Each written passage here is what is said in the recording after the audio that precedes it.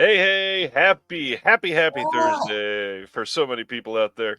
Welcome to our frequent guest in the live chat, Mr. Sibner. I'm going to take out the E on purpose.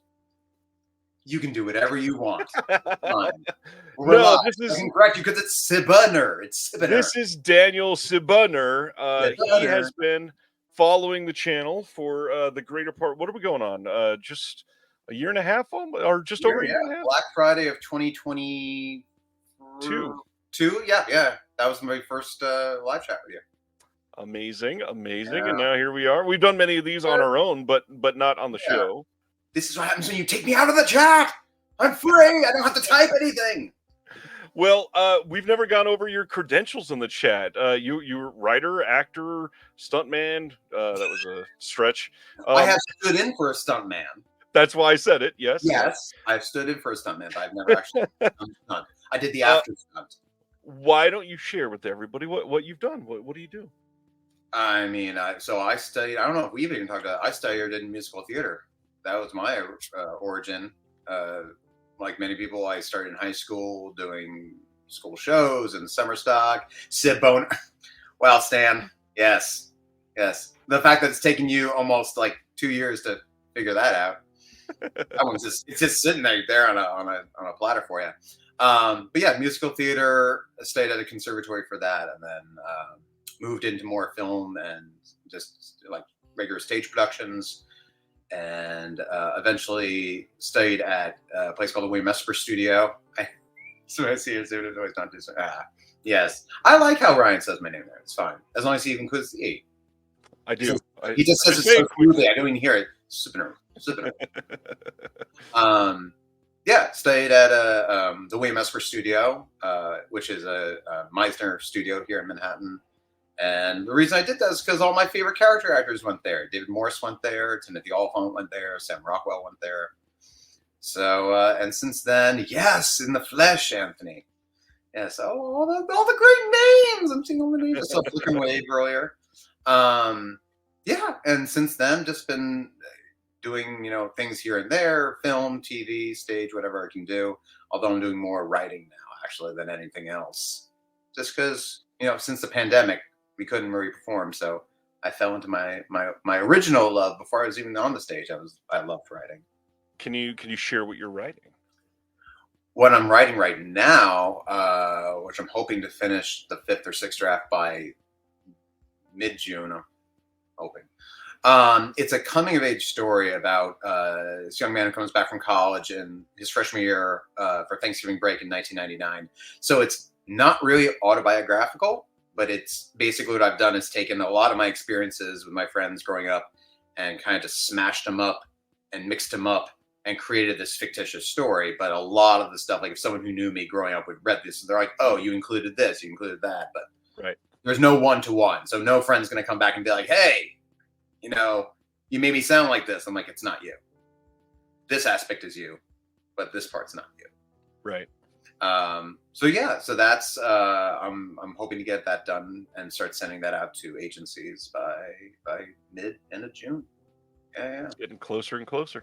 It is. And then if you and I weren't up until 4 a.m. talking about physical media. But since you've got a couple times at this point. Yeah, but since you've got a TerraVision announcement coming up, maybe I'll jump on the old word processor after this and get started on that. So yeah, that is probably my cue to share with everybody. Tonight we are going to be done right before midnight Eastern, probably done about 10 minutes early, and then head on over to the TerraVision YouTube channel as we're going to be leading I will be leading another stream where we release a handful of titles. We're going to be talking about some vault secrets that they've been teasing on. Maybe some other random things that you don't know about yet that I'm excited to share with everybody. Should I watch this thing? Maybe. You know my taste. Should I watch this thing? We'll talk after. Okay. What's up, Jimbo? What that means? Got a dozen titles this week, including Nail Gun Massacre and Satanic. You got it before me. I'm dying to get Nail Gun. Oh, wow. Yeah, I don't know how you follow the chat. I'm ready. How do I see the whole chat? Do I just see what you see, or on the right side you can click comments and it will be up there? And you man, okay, cool. Oh, thank you, Stan. I figured Stan would appreciate that. I only have so Well, many movie teas, so I gotta represent D Lynch. can you start sharing some recent pickups? Well, as I told you before we went live, I just put up a new shelf, so a lot of my stuff is shelved. Um, but I will tell you, I did pick up Priscilla on Blu-ray because it was on sale through Amazon. Same thing with Dream Scenario, Poor Things. Finally got the Crimson Peak, the limited edition from Arrow. I did get this yesterday. It was a last second purchase. If anyone's in New Ooh, York and goes nice. to Academy, I'd say $20 for this thing is not a bad It's a pretty steel book. It is a very pretty steel, and I went over it, and it's mint. It's mint condition. So It's pretty always nice. looking to expand my animation collection. And then I got That Cold Day in the Park. The right title. Nice. Yes, That Cold Day in the Park. And then my most recent kind of cool find. I don't think anyone ever talks about finds on here, like secondhand finds, but I did find Nashville from Criterion That's on right. Blu-ray for $20, which I found very It's a decent great. price nowadays. And then, I also got Silver Bullet, Prince of Darkness, and Streets of Fire from the Scream Factory sale, and had to grab Patty Hearst off eBay because some people had no patience to wait for the Vinegar Syndrome sale That thing sold quick this and last jumped on it. I mean, it didn't sell quick. It's been there for a while. But right, but when it got low, man, people yes, were not ready to wait for a yes. couple days. I was like, wow, okay. I had it on my list of things to get. Brendan found 50 Kino Blu-rays at a yard sale for 50 cents each. Oh my goodness. Brendan, are you okay? Did you need to be resuscitated? I've been there. My knees go weak. That's pretty. That is incredible. I'm curious. I want to know what he got. I want to know what he found. Yes, please type all 50 into the chat one at a time. Just give me some highlights. Give me list some. Also the year and the director of each film, please. And if there are any slips on them. Yeah. I've got 3 things I'm going to share, and each one is going to come with a warning. We're going to talk first about the biggest controversy of the Blu-ray.com forums this week. Mm-hmm. I got in the Case of the Bloody Iris 4K, and this thing, I will say, a lot of people are pissed off because Celluloid Dreams decided to send everything in bubble mailers, including if you ordered these massive lobby cards with it, which are huge, and they sent these and the movie in a bubble mailer with no protection. That is the first bad move by a new label. They have heard everyone's complaints, and they are fixing that moving forward. They realized that was a bad choice, and they will not do it again. One thing, too, that I have found a little annoying about this release, I like both of these. I like that they did a double-sided slipcover. You got the English language and then the original Italian. However, if you keep this on your shelf with the English language to the right, as you would normally on the front, the one that sticks out is Italian. If you stick with the Italian to the right, the one that sticks out is the English. It's like all of a sudden it has hundreds and hundreds of OCD personalities screamed out. The next one is this gorgeous release of Planet of the Vampires from Radiance. This thing is a pretty thing. It is a very nice looking release, and my warning, you're not ever going to be able to watch it because this is the most tight release you will ever see. I think this is even worse than Messiah of Evil from last year. That's me trying to squeeze into H&M jeans right there. Or trying to squeeze out of them. I hope to be able to watch that at some point. And then final thing, I had to pre-order because, my goodness, we watched this in the Discord with all of our patrons, and Mute Witness is a masterpiece, so I had to buy the 4K. And my only warning for this is if you watch this, it might be your new favorite movie, so be careful. You're going to have to watch it more than once. I'm being a damn fool, and I'm actually waiting because those 4Ks are a little pricey. And I'm waiting on that and Narc. And I'm hoping, because after the Criterion sale through Barnes & Noble, there's usually an Arrow sale. So I'm thinking maybe, Yeah. I mean, who knows? Because they are both Region A releases, right? Yes. They're not Well, from the UK. Planet of the Vampires is UK. Oh, sorry. No, I meant the Mute Witness. Sorry, Mute Witness. Yes, that one is US, yes. Okay. Yeah, I think that's it. What have you been? Stan Geezy lives a privileged life. What have you been watching, sir? I know you go to the theater quite a bit. I have been. I've been posting. Good thing is, honestly, with my writing, I try to prioritize. I did. I mean, if we go back a couple weeks, I saw The Strangers Chapter 1. You already know my war on this movie. It is just. I don't want to bother the chat. We only have so much time to go over what a terrible film that thing is. I'm not going to call it a film. It's terrible. And we got a lot to cover tonight too. Yes. I saw Furiosa, a Mad Max saga, which I don't know why it's called that, because Mad Max is we're really not in it. But really good. I enjoyed the fact that there's more story in this one than there was in Fury Road. I'm an outlier. I did really enjoy Fury Road, but I do not consider it the masterpiece that most everyone else on this planet thinks of it as.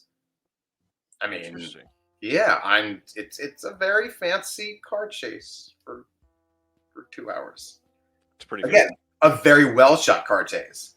But for me, it was like I had my hopes lifted so high when I went to go see it. I was like, oh, okay, yeah, all right, it was good. But again, I'm glad that everyone else thinks it's something they can pop on every now and again and watch. What else did I see? I was supposed to see what was the horror film that came out recently about you're from the perspective of the killer. What is it called? I know what you're talking about. Yeah. In a Violent Nature. Yeah, it's the one. That's the one. Yeah, it was one. I was like, I need to do my writing, so I'm not going to see that tonight.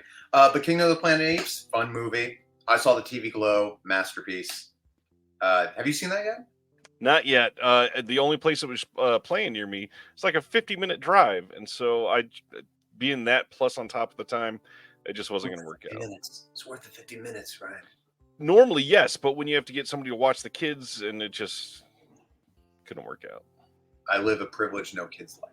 It's true. What have you seen? What have I seen? Well, my favorite from this last week, the Discord through the Patreon, we all watched Collateral together. Michael Mann's Collateral. Yeah. Man, that movie rocks. I am going to be doing a recording in August on the entire Michael Mann filmography, and so I'm going to be dripping those in every once in a while. And Collateral is just a damn good movie. It really is. I finally caught up with Civil War. Was not extremely happy with it. And what's funny is if you look at the Letterboxd rating I gave it, it's going to look like it's great. It's just shot very well. Mm-hmm. And there's a lot of stuff that's good about it.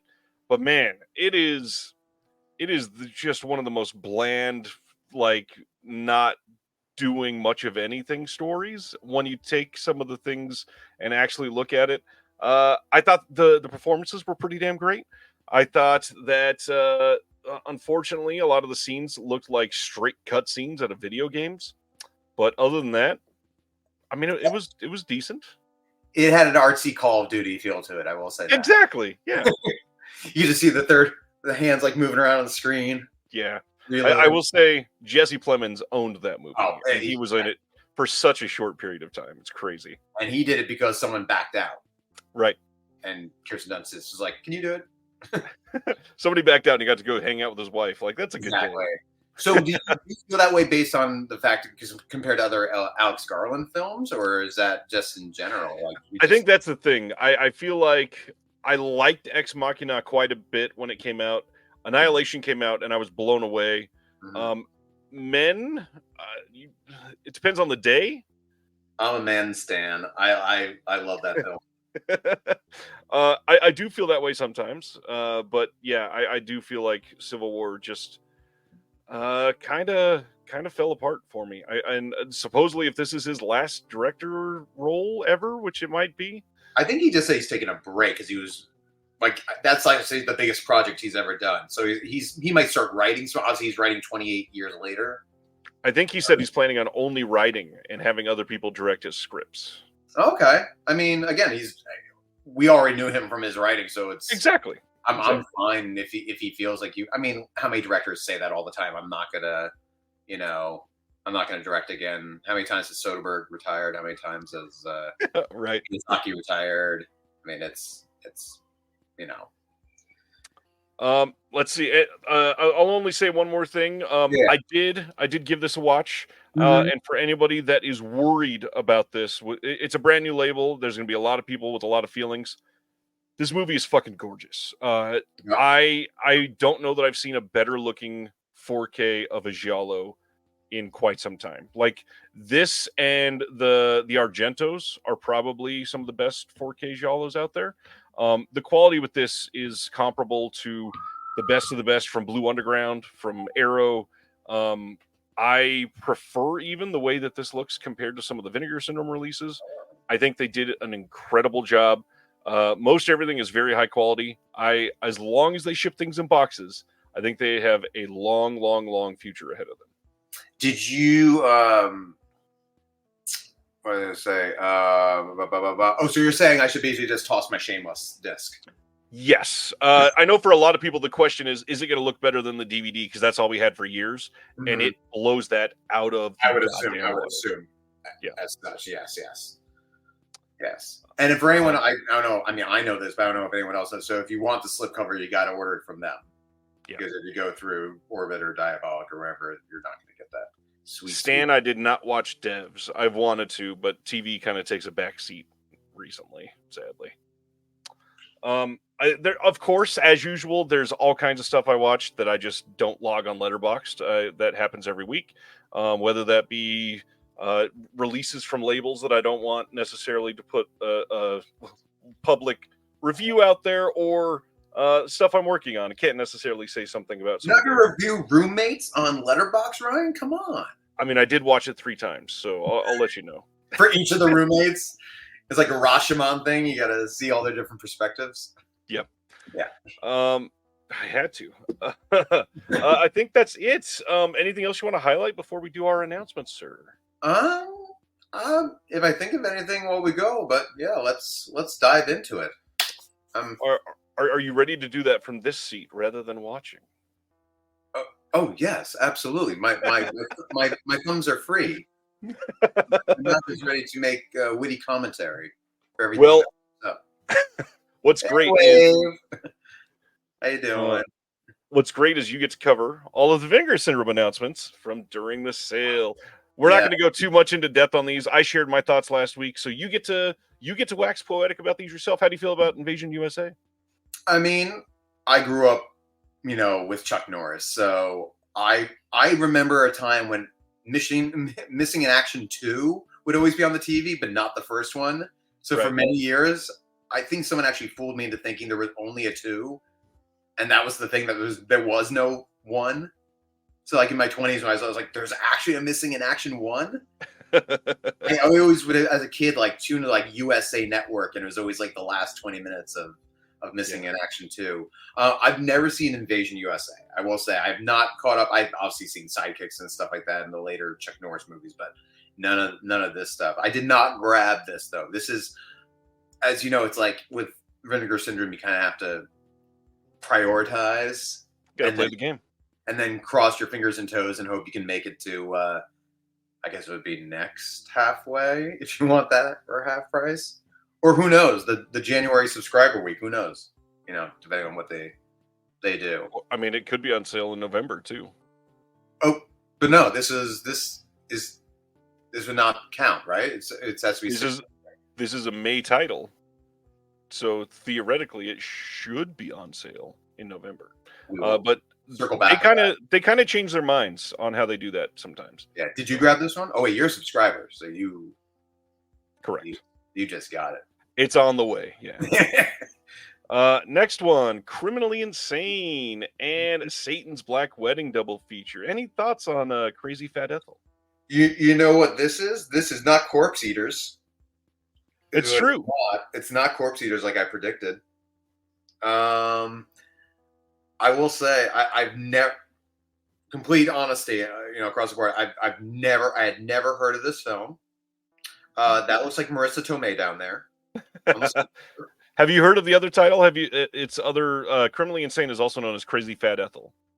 Unfortunately, with Vinegar Syndrome, when it's the first things out of the gate with announcements, it's going to make me look like a fool because there's such deep cuts. There's a very good chance I'm like, I don't know. I plead ignorance. I really don't know. Have you seen this? I've seen Crazy Fat Ethel in a very different cut, I believe, than what this is going to be. But that was years ago, and hardly remember it. All I remember is the blood doesn't look very realistic at all. Well, when did this come out? 74? This is a 74 title, yeah. So is this around the time that I think when is this a European release or is this US? This is US, I believe. Because I know there were all those regulations with like blood had to be a certain color. Like it could not be red. It had to be almost like a pinkish red. Right. To get past the censors. So it almost looked like Pepto-Bismol was like coming out of your wounds. Well, this is the Nick Millard double feature, and we did find out that we've got many more titles from Nick Millard coming. They have all of them. Yeah, stoked on that. You think there's going to be a box set? Because a lot of things are like shorts and stuff. I feel like we will probably get at least something like that, or like a double feature and then another disc with it that has a handful of shorts, something like that. Yeah. Sorry, I'm catching Stan's comment that he ruined an elevator with Chuck Norris. Corpse Mania 4K, I believe that is either July or August. And then I don't know, just in case you guys did not hear this last week, remains to be seen. This is a featurette that they are putting on this Nick Millard double feature here. It is produced by the Vinegar Syndrome Film Archive, and it's about preserving the films of Nick Millard. And it's going to be talking about how they're restoring it, what they had to do. And crazy enough, that sort of featurette happened because Oscar was on this show, and we talked about putting a featurette on the restoration process. So he was nice enough. He's putting my name in a credit in there to say it was inspired by me. Oscar's such a mensch. He's a great guy. I still have to watch Celeste's interview with him. Again, time is a factor. Got to take an evening for that one. It's freaking 2 hours. Like, next up is our first 4K VSA. This is Lifeline from '97. Mm-hmm. Any thoughts on this one? It definitely looks interesting. I'm telling you, until we get to the later titles, I'm gonna look like a fool. I'm gonna look like someone who has never gone through Vinegar Syndrome's collection before. No, I mean honestly, I've never seen it. Neither have I. Nope. This is I'm excited for something that is meant to be a send-up of a fun action flick from the U.S. This is always my feeling with the artwork, is that if you're telling me it's a fun send-up, I do not get that from that cover art. Well, like a dramatic. I'm not saying it's okay. Happy-go-lucky, but like I think it's fun that they want to do a version of Backdraft. Gotcha. Okay. Gotcha. I do notice that the artwork has a little. I'm not gonna say what it looks like, but it does look like the remains of something. I'm not. All right, going to the next title. The Instructor. Dustin was just talking about watching this one. This is from 1981. This is a VSA Blu-ray. I'm assuming. No thoughts on this one. I mean, cool. Definitely not the Cheney I've known. I mean, that other one though. If you go back to the back cover, the back art of that one, that was like, what's his name? The scientist. Can't remember his name. Bob Ross. No, the scientist that was the. I know. I was making a Bob Ross joke. Oh, okay. Neil deGrasse Tyson, I believe. Neil deGrasse Tyson. Yeah, it's just like that's what it reminds me of. Is that Burt Reynolds? That art is something else. Yeah.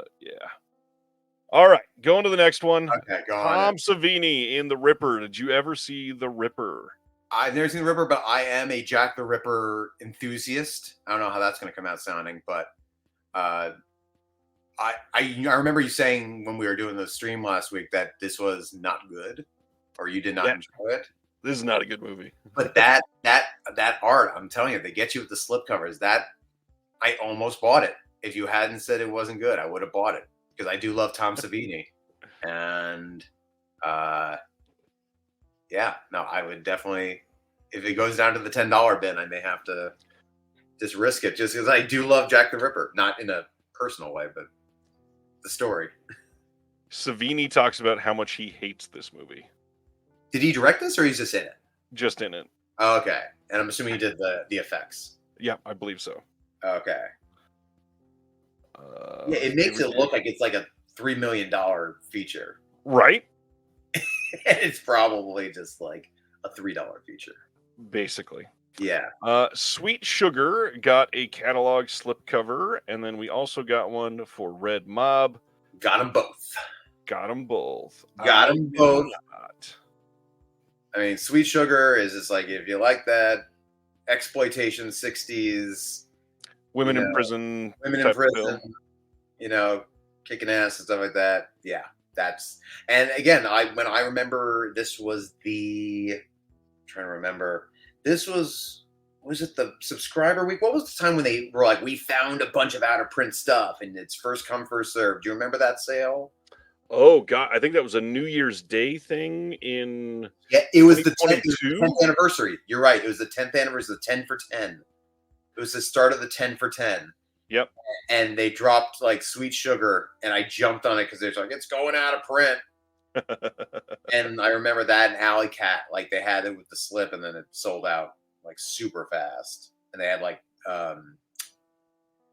they had a lot of like out of print stuff. Fade to Black had a slip that sold out really fast. Sweet Sugar, I think, was even older than Fade to Black. So the fact that they found some of those was wild. Yeah. And then they had Thriller, which was, at that point, I had already bought it. So I was like, go ahead, take it. I don't need the double box with the slip. And they also did a House by the Cemetery big Ibon Press comic book set.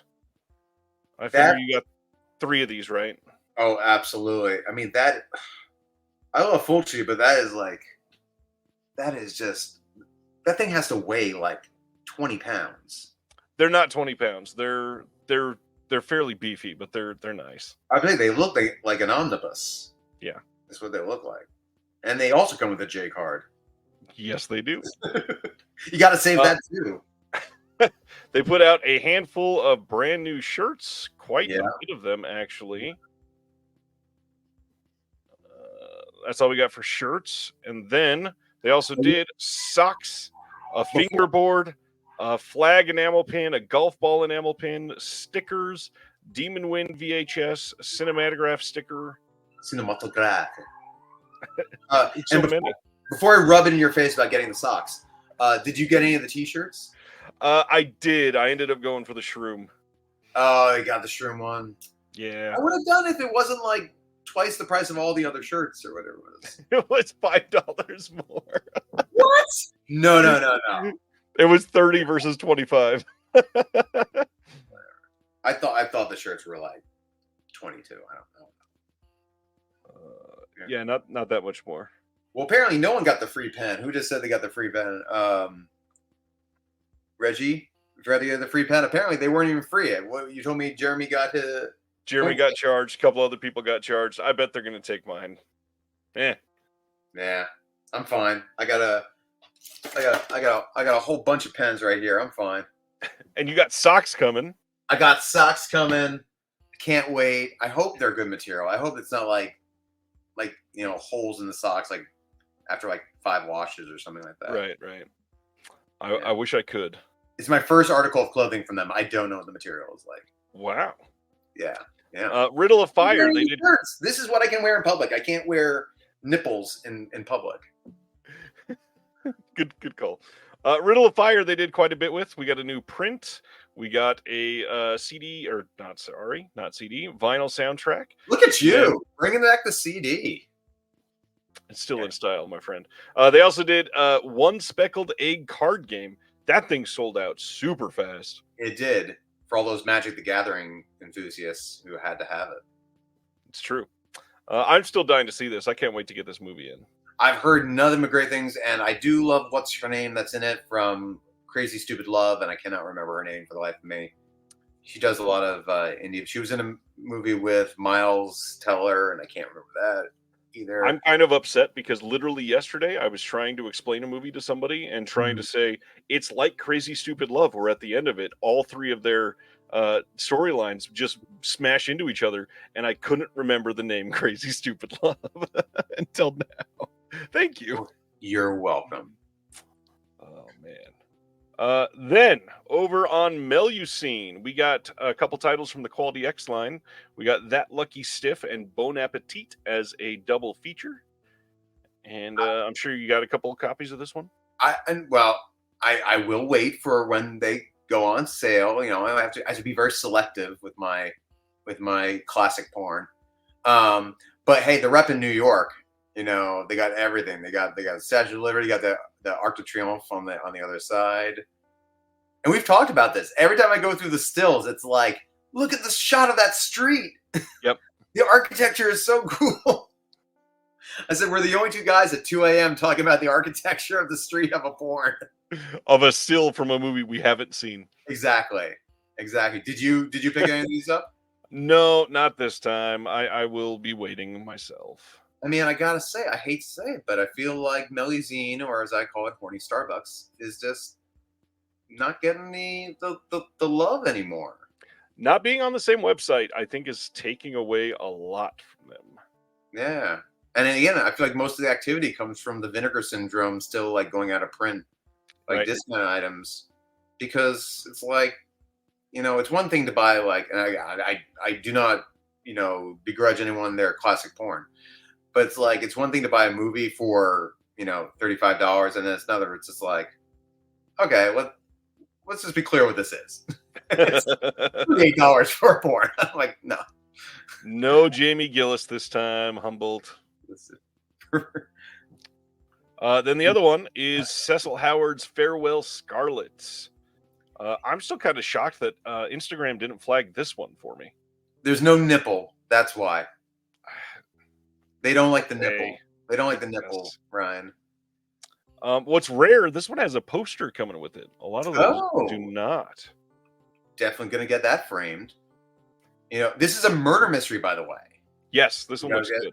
Which is exactly what everyone's going to be trying to figure out the whole time. I couldn't solve it. It was so complicated. I couldn't even follow the plot that much. By the way, the fact that it's who slew Scarlet, I mean, there's some missed opportunities here. And then there's a poem on the back. That's the best part. Should I read this? Go right ahead, sir. Was Scarlet a harlot or merely a starlet, gyrating her way to the top? Was Sam Smut of the screen and Dexter Sleuth on the scene? You'll find out of a murderous plot. At Connie columnist, she laughed, gave the shaft to Gilbert Graft. She was hated by all but Brett Volley. She blackmailed Lestar and left none without a scar, and that was dear Scarlet's folly.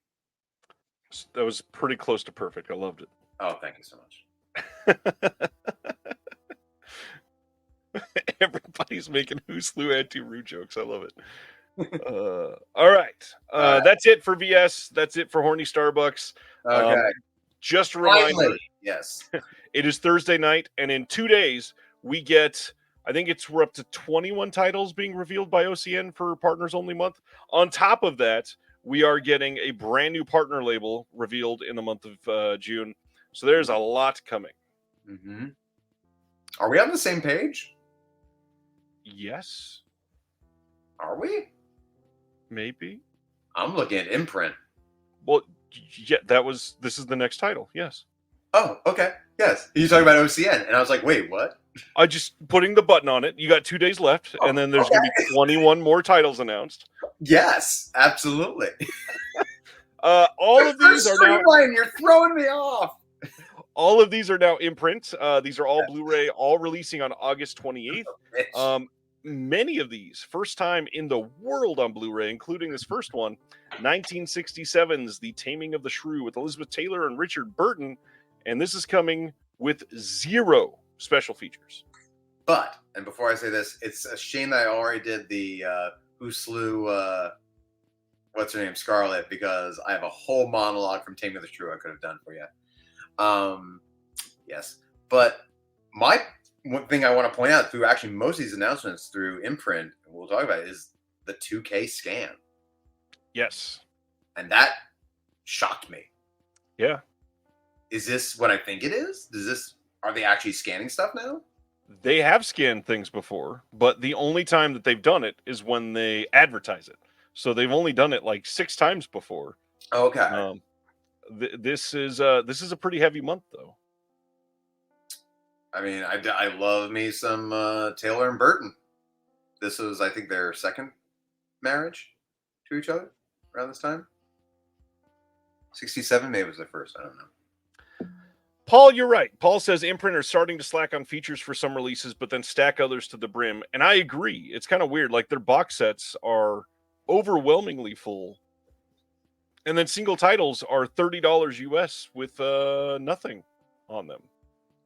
Good one, Stan, by the way. Good one. I caught the quote. Yeah. After Taming of the Shrew, we've got Woman of Straw with Sean Connery from 1964. I mean, gotta have some Sean Connery in there.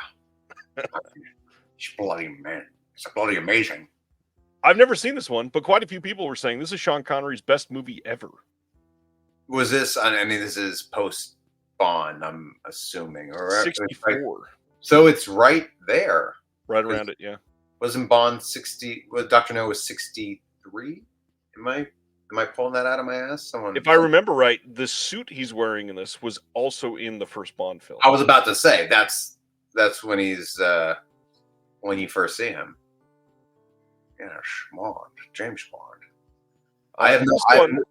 I've not heard of this one, but I mean, absolutely. I mean, I'm all for some Sean Connery. This one is not empty. This one has new audio commentary by Lee Pfeiffer, Tony Latino, and Paul Scrabo. A new interview with the sound assistant, Graham V. Hartstone. And a new video essay on Gina Lolabridge by Kat Ellinger. I got to ask, a sound assistant that worked on a film from 1964. I would rather that. And again, I'm not trying to diss anyone who they pull in historians and stuff like that. But this is like, I think someone asked on a Reddit page, it's like, what kind of special features do you most desire these days? I'm like, I want a commentary if the commentary is like someone who worked on the film. Like, that's my first and foremost thing. Like, if you're an expert on it, great. That's absolutely. But this is like the first thing, even if it's like someone who's like barely holding on by a thread, who's just like, that's right, I held the boom mic. Sean Connery's sweep the knee, knocked me over. Brian in the chat says, as a sound assistant on many movies that you have seen, he could tell some stories. Exactly. That's what I want. At this point, Sean Connery is no longer with it. Like, please tell stories. I want to know. Get the person a drink or something like that, and stick a mic on them. Hell yeah. Yeah. Next up, Synanon from 1965, another worldwide first on Blu-ray. This one has a trailer on the disc, and that's it. We got Edmund O'Brien, Chuck Connors. Big fan of Chuck Connors in this house. This says, this controversial drama chronicles the ongoings at Synanon House, a rehab center for people with all kinds of addictions. Not heard of this, but this is, what year is this? 1965? 65. Yeah. That sounds like a good, like a melodrama. I would check that out. With Chuck and Simon Mandible, yes, I agree. Zardoz. There is no Sean Connery except Sean Connery in a leather diaper.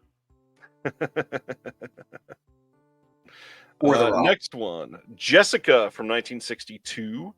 Maurice Chevalier and Angie Dickinson in this one. This is another worldwide first. This one we got a new audio commentary by C. Courtney Joyner, and then an archival interview with Angie Dickinson on this one. I must be getting my names mixed up. When I read that, I was like, Angie Dickinson. I'm like, what? How is she this old? And I got her mixed up with the other Dickinson that was like in the sequel to 9.5 Weeks. Oh no, that's not Angie. Angie Everhart. All right. Crossplot is our next one. This is from 1969. Another Bond. And this one is another worldwide first on Blu-ray. Roger Moore starring. This one is going to have a bunch of stuff on it. New audio commentary by Roger Moore's biographer and talent agent Gareth Owen. And Henry Holland is on that with them. New interview with the director of this, Alvin Rakoff. New interview featurette with some actors and actresses and a hairdresser. There's a new archival audio recollection, which fun way to put that. A new archival audio recollection. We got a new location featurette and then a new restoration featurette with film grader Jonathan Wood, which that is rather rad too, just like we were just talking about with Vinegar Syndrome. And I feel like they are really trying to sell the Bondness of these movies. They really are. Yes. With Moore and Connery. I actually prefer, I do really dig the slipcover, but I really do love that inside art. I agree. Yeah, looks really nice. Side convo, who was your first Bond and who is your favorite Bond? Oh man, I am not truly a Bond person. I got to admit, I don't even think I've seen half the Bond films, just because I don't find a lot, like they're all very samey to me, for at least for the ones I've seen. You do it like the villains are what are the most memorable. Yeah. I think Brosnan was my first one, just based on my age.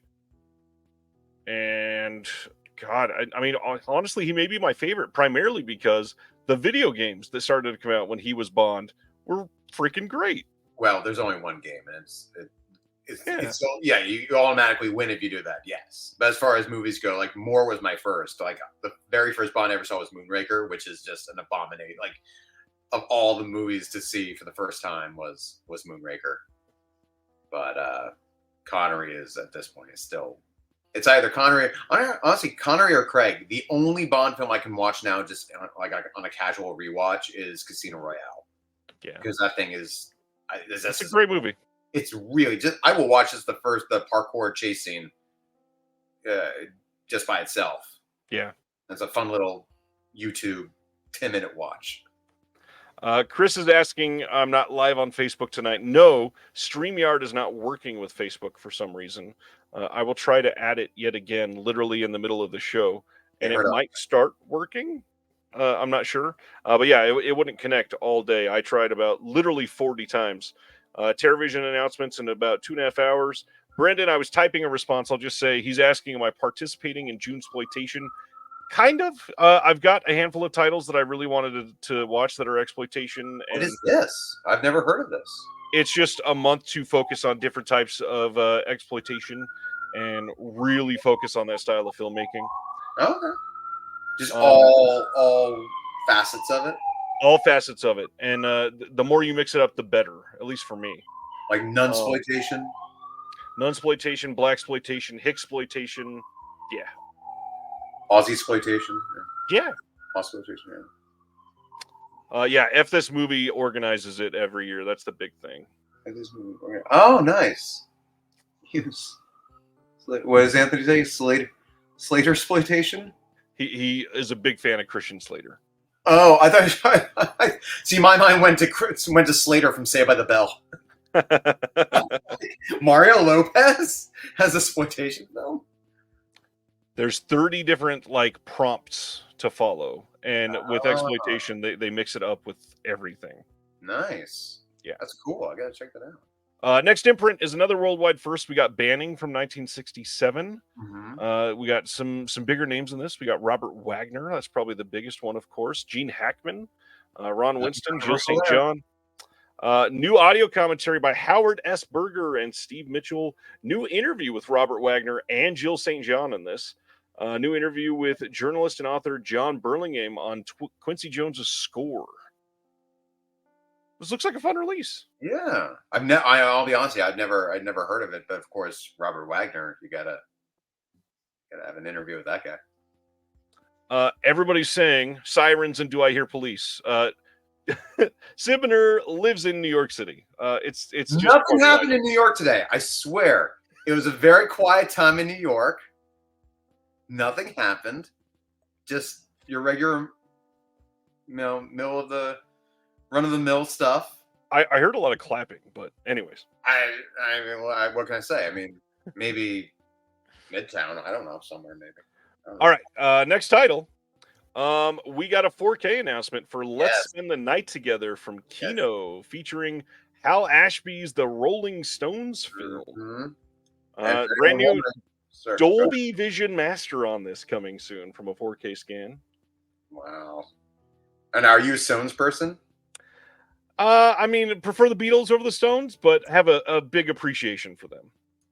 Yes, my an ex of mine was big on the Rolling Stones, so they got me, into it. But I am a Beatles person through and through. For anyone interested, the cinematographer is in fact Zooey Deschanel's dad. For anyone curious about that, Caleb Deschanel. Yes, that is her dad. All right. Next up, Red Mountain from Kino, coming soon. This is only coming as a Blu-ray.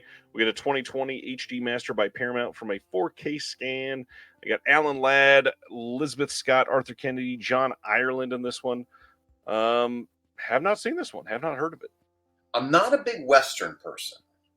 It's not my forte, but Alan Ladd, I do like Alan Ladd. So, and this is you said Kino.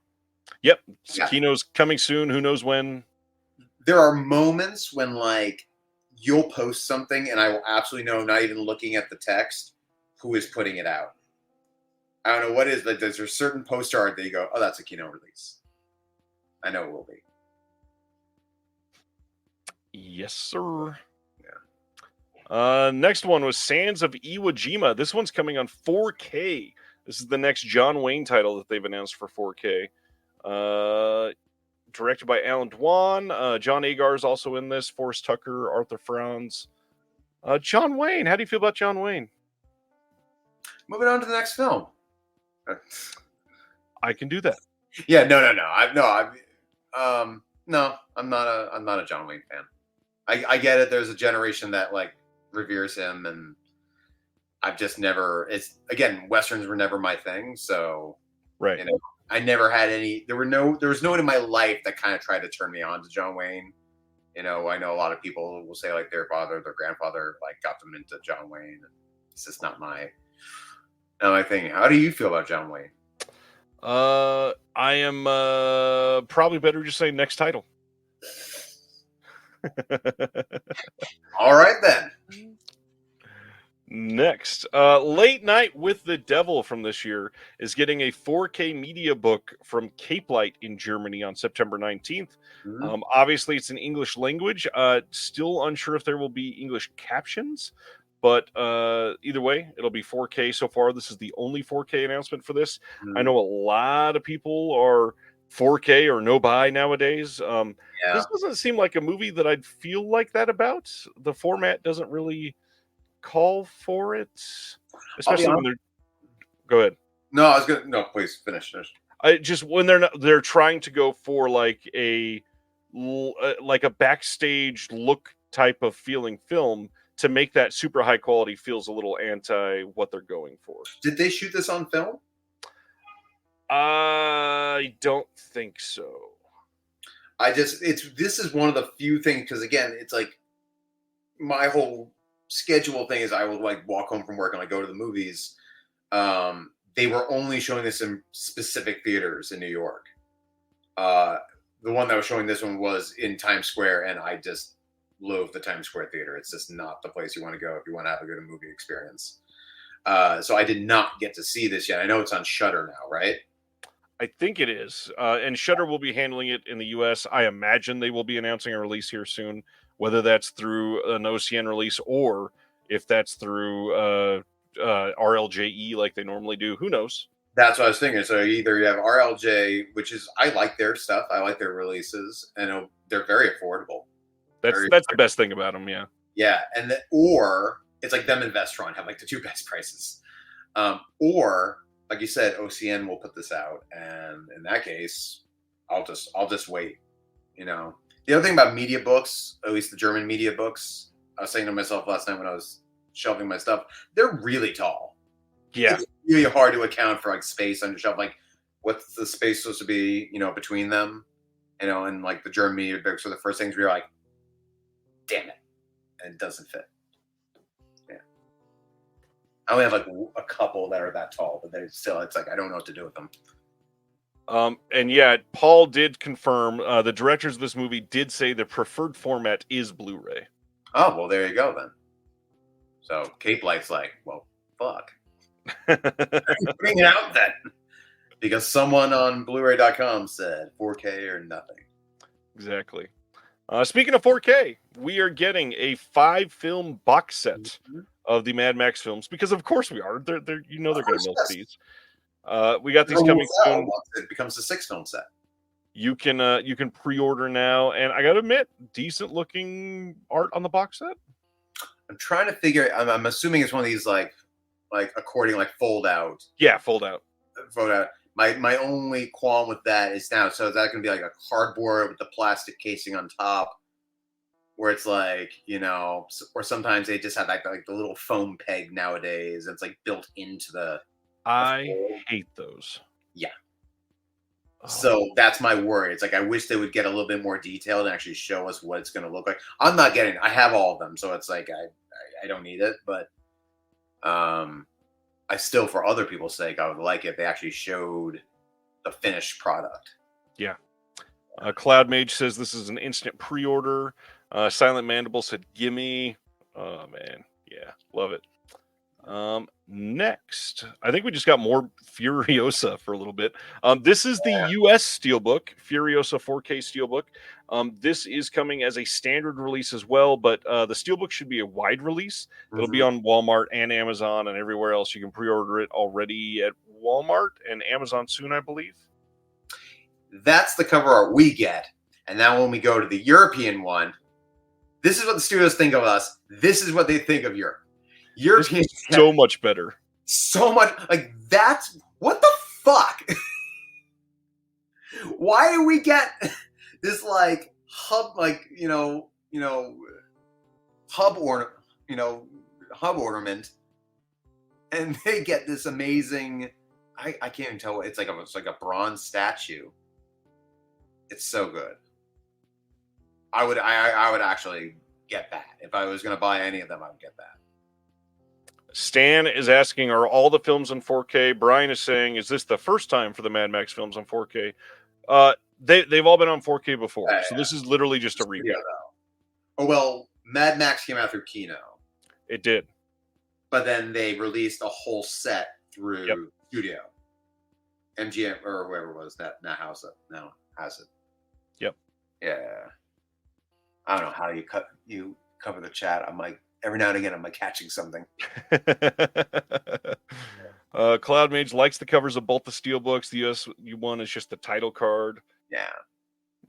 I like that the character is the main focus on that one. Furiosa, like, there's no Furiosa on that cover of the Steelbook. Oh, we haven't even scratched the surface in terms of my complaints about Steelbook art. We're gonna get to it. You know what I'm talking about. We talked about it the other day. Oh, that's right. It feels like it was like 3 weeks ago. Jesus. Jaws 3. How do you feel about this cover art? Okay, hold on. I need a drink or something. This is not my biggest cookie because the back of the Steelbook, fine. That's fine. My qualm with this is that the Jaws 2 Steelbook that everyone remembers took that classic cover of the woman in the yellow bikini and reversed it. And like, if you're a fan, you immediately were like, oh, I totally get what you're going for. I don't know what the fuck this is. Maybe it's been a while since I've seen Jaws 3. But it's just like, hey, it worked the first time. Let's do it again. But I'm not against that. At least they look a similar style. But they're going to be on your shelf. You're not even going to see it that way. I mean, I get that. I totally get that. And not everybody keeps Steelbooks on their shelves. I've got some that are displayed outwards. Well, lucky you, Mr. Square Footage. I'm just saying. But I'm saying Jaws. Was that a fat joke? Huh? I was being stupid. I said, was that a fat joke? Cancel me on here. My first stream, Ryan. You told me you'd be gentle. Anyways, July 23rd, 4K Steelbook. This is coming from Universal. They're also doing a standard release. We're going to talk about a package deal as well. You're going to rant a little bit, so let's also talk about at the same time Jaws: The Revenge, Jaws 4. Okay. Well, we got to also go back to Jaws 3 because my other rant is about the inside art where, look, we got Dennis Quaid and what's her name, feeding, an orca. So it's not even a damn shark. So, of all the shots they could have done, where's Louis Gossett Jr.? Where's any of the other characters? Then you go to Jaws: The Revenge. Next slide, please. I need a little controller. Next I was slide. going to say, where's the clicker? Yeah, my TED Talk. Look at this. Michael Caine on a boat. While these guys in the middle of the ocean. Yeah, while these guys are swimming from nothing. They're swimming away from... At first, I thought maybe that was the fin. But no, it's the back of the damn plane. So it's just them swimming to nothing. Yes. I mean, there's a boat here behind this part. No, I know they're swimming to a boat, but where's Jaws? Where's the shark? That's my whole... They could have had the scene where, he leaps up, onto the banana boat. That's the scene from Jaws: The Revenge. Now, the front cover, I get it's a reverse of the original art, but if you zoom in, enhance, please. Enhance. She's not even looking at him. She's just kind of I forgot something. And she's loading a harpoon. She's loading a harpoon, but it's just, I don't know. I get the first one was I love that Jaws 2 Steelbook. I really do. And this just feels like someone at Universal was like, hey, Gary, let's do it again. And I don't know what's everyone else saying. I can't even see if her name is Bess Armstrong. Sorry, Ronnie. Yes, her name is Bess Armstrong. I apologize. Yes. It's been a long time since I've seen Jaws 3. It has been a long, long time. I need to do another rewatch. But you are correct. I should have known that. There's just there's so many other options. It's just I love what Brian said. He says, I get all this passion, but also both these movies are just pretty bad. Okay, yes. I totally get that. Yes. I'm not losing sleep over these things. Because we're going to see exactly what's going to happen with the next with the box set, and I got my other qualms with this thing right here. Why do we need 2? We already got 2. 2 came out. I mean, and this is to me, this is the Walmart bargain bin Jaws JPEG you slap on the front and be like, here are the other 3. Yeah. I mean, I got to be honest. I never picked up Jaws 2, so I might be more apt to get this. But yeah, I get a lot of people did. If you don't have the Jaws 2, I get it.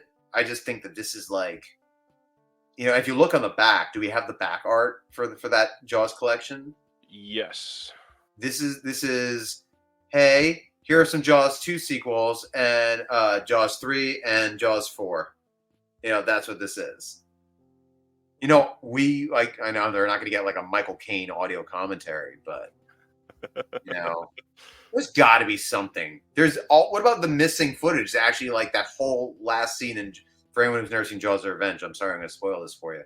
It's the most choppy ending. I remember as a kid watching and going, wait, what just happened? Right. And, all these times you go back and watch it as an adult and you're like, oh no, I wasn't losing my mind.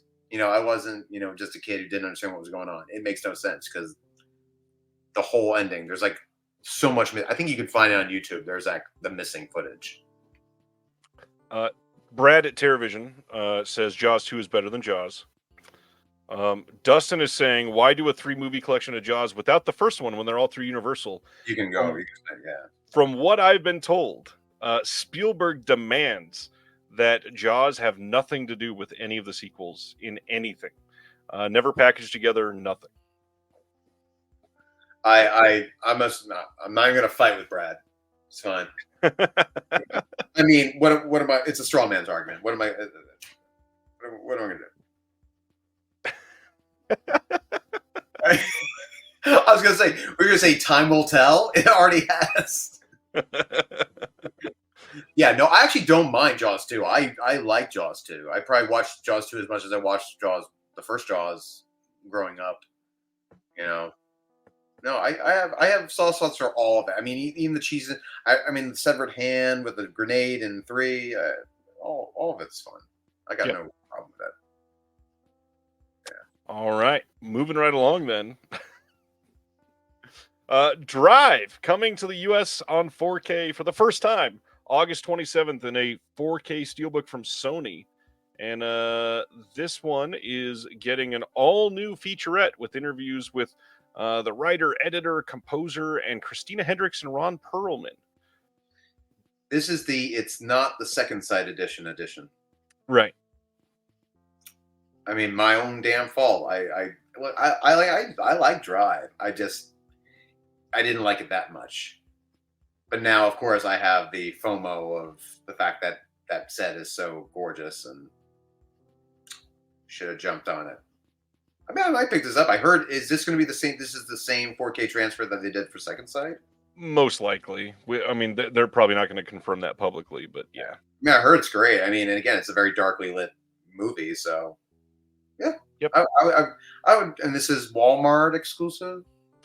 This one should be, it's wide. Sony does not do a lot of those Walmart exclusives. Oh, it's a Sony. Okay, so that means it's gonna be like $35 on Amazon for Lord knows how long. Yeah, sadly. Got it. Warner Archive coming in hot with announcements this week. We've got another Scooby-Doo double feature with Scooby-Doo and the Witch's Ghost and Scooby-Doo and the Alien Invaders. These are from 1999 and 2000. This one, we've got no special features on this disc other than a short making of featurettes and then some trailers. But it's Scooby-Doo, and I'm glad that they're still putting those out. I love them, Ryan. No, I do. I do really love Scooby-Doo. I do love it. Did you see the SNL skit? Recently, right? I had it linked. I've not watched the whole thing yet. With Jake Gyllenhaal? Okay. Yeah, I need to. It's pretty damn funny. Witch's Ghost is better than Zombie Island. That is a hot take. It's been a no pun intended, a dog's age since I've seen these Scooby-Doo movies. I always liked it when Batman and Robin guest starred. Yeah. There'd be that moment where they the Scooby-Doo, and they like the theme would play, and you wouldn't know it was Batman and Robin until like they cut in. We're doing like the swing. They were swinging on the rope, and I just always remember being like, "Oh, Batman and Robin are on this one." Next up, I had never heard of this ever, and this cover took me off guard. July 30th, they're doing War of the Buttons from 1994. This has a trailer on it, but that is it. So this one says, no stones and slingshots, no skirmishes too late in the day. They are the rules of war for the youngsters of 2 neighboring Irish villages. And here's another rule. If you spit shake on something, you better follow through. Kids will be kids, but sometimes they, in their own fanciful ways, will be adults.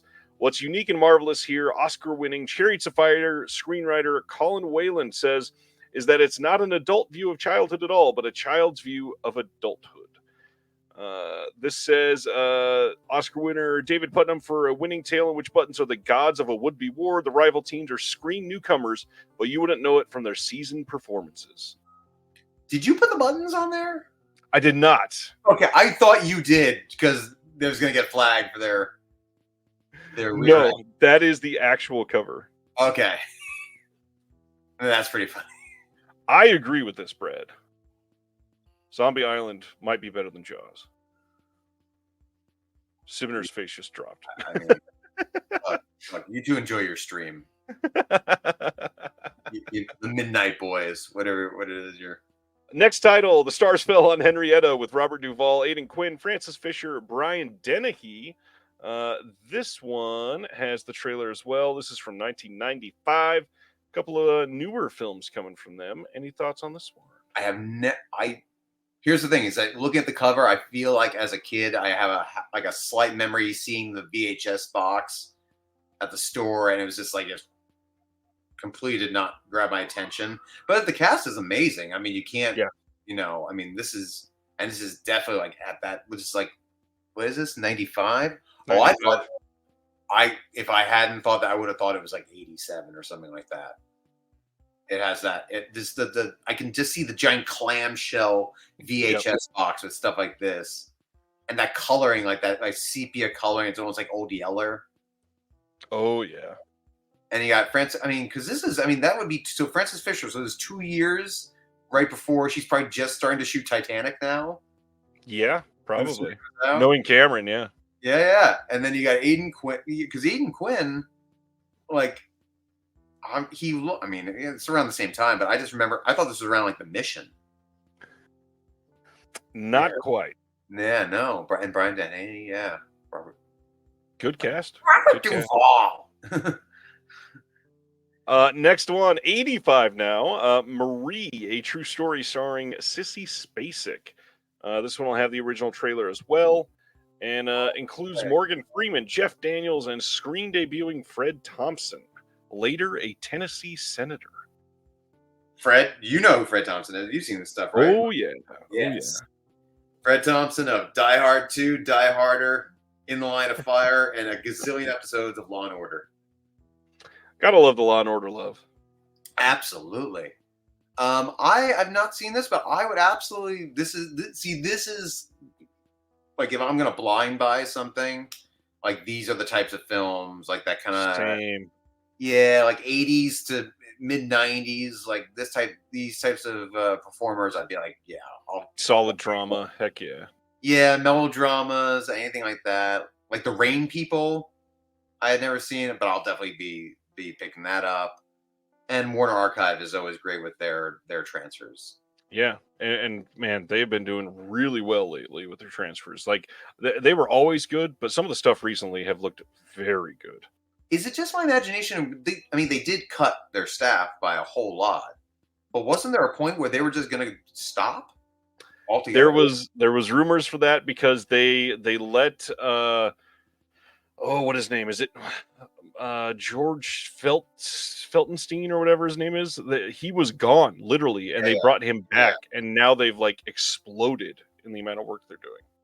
I'm so happy. Like, I remember when that happened. I was like, it was a certain period of time where it wasn't just them, there was like other people being let go.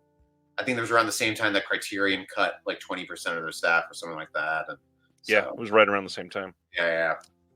Homo erectus, why can't video rental stores come back? Well, good news. You can rent from the TerraVision store in Chicago. You can rent from Scarecrow Video anywhere in the U.S. They will send it to you. You can send it back.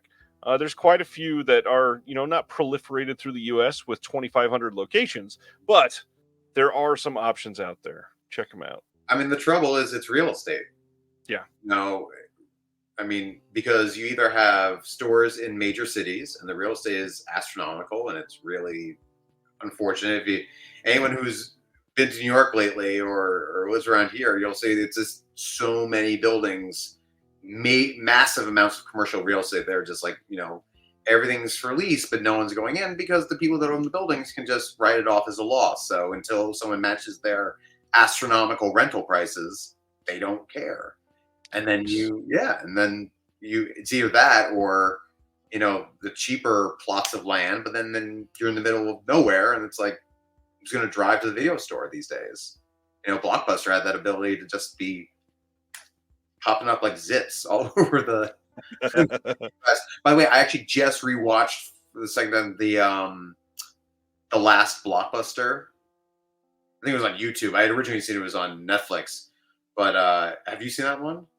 I think I started it but did not finish it, because it was on Netflix and Hulu for a while, I think. Yeah. Now I don't think it's anywhere, right? On YouTube. You just watch it on YouTube. Yeah. It's all the familiar people you would know that would be talking about physical media. It's Kevin Smith and the like. But I just again, it was like one thing I just put on in the background, but I was like, oh, I really there's something like, we get a lot of those ETR docs on the video store and stuff like that. But this was really about this, the lady who like runs the last Blockbuster. Brendan is giving a shout out. Videotech in LA is an amazing rental store. Nice. I've heard it's great. I've also heard starting soon you might be able to pick up a certain magazine at the Videotech. Oh, Very nice. Might be rumored to be coming.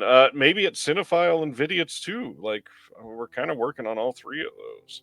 You should talk to Alamo, see if they can the Kim's Video, have that up on the.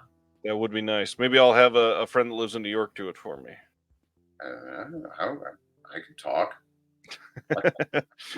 Next up from them is the next Elvis title with Harem Scarum from 1965. This one is not rated, so be careful. Special features: Tom and Jerry cartoons, the cat's Meowch, and a feline bondage. Wow. That's not what I expected from the King. Yeah. Are you super big into Elvis? When I was a young whippersnapper, yes. When I was a kid, I was obsessed. Like around anywhere from 10 to 17. I was just, my mom got me this big coffee table book. Had a giant gold record on the front, and there's all the pictures of Graceland and stuff like that. I remember, this is an embarrassing thing. So we were at a thrift store and they had an 8x10 glossy of young Elvis. And in my childhood mind, the way that I equated this was said, no, this is a photo of Elvis. He was there and he took this. This is the photo, thinking it's the original photo. I didn't get prints. That didn't register with me.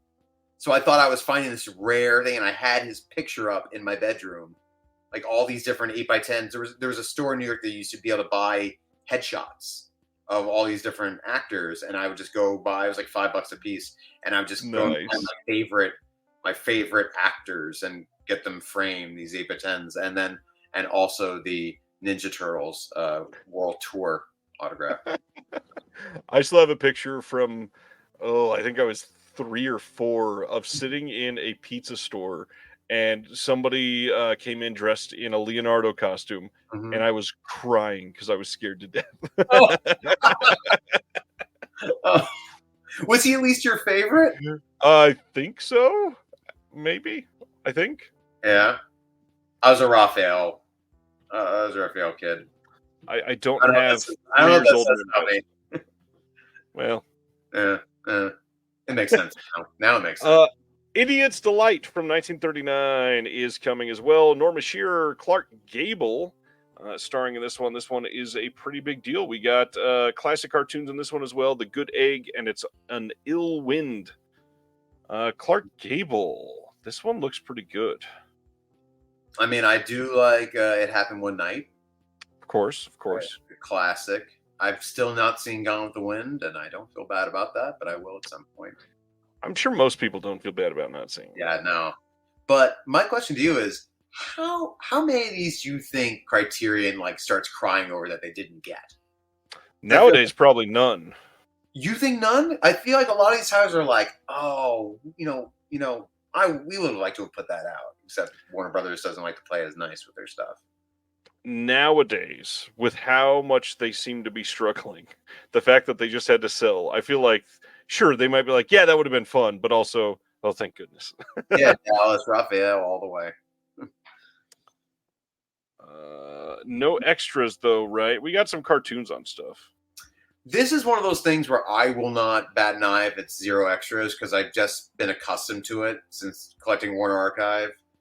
It's just because this was when I started collecting Warner Archive, when I first started really getting into boutique Blu-rays, was this and Kino, and you just knew it was look, Kino has the worst spine art, and it's boring, Ryan. It is boring.